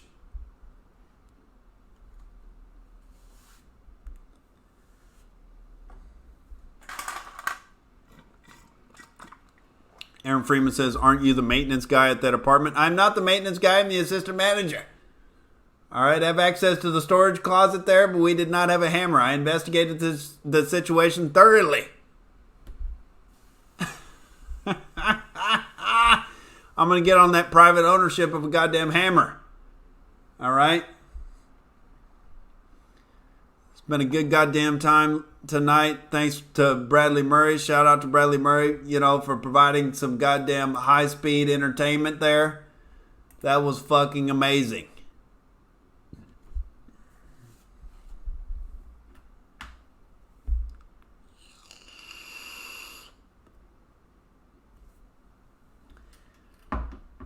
Big ups to the Outrage crew. PayPal.me/Outrage TV if you want to contribute. All right. I love all you bad motherfuckers. We shall return tomorrow night. We shall defend Western civilization once again. Until tomorrow, ladies and gentlemen, peace the fuck out. Sweet dreams to the Outrage crew.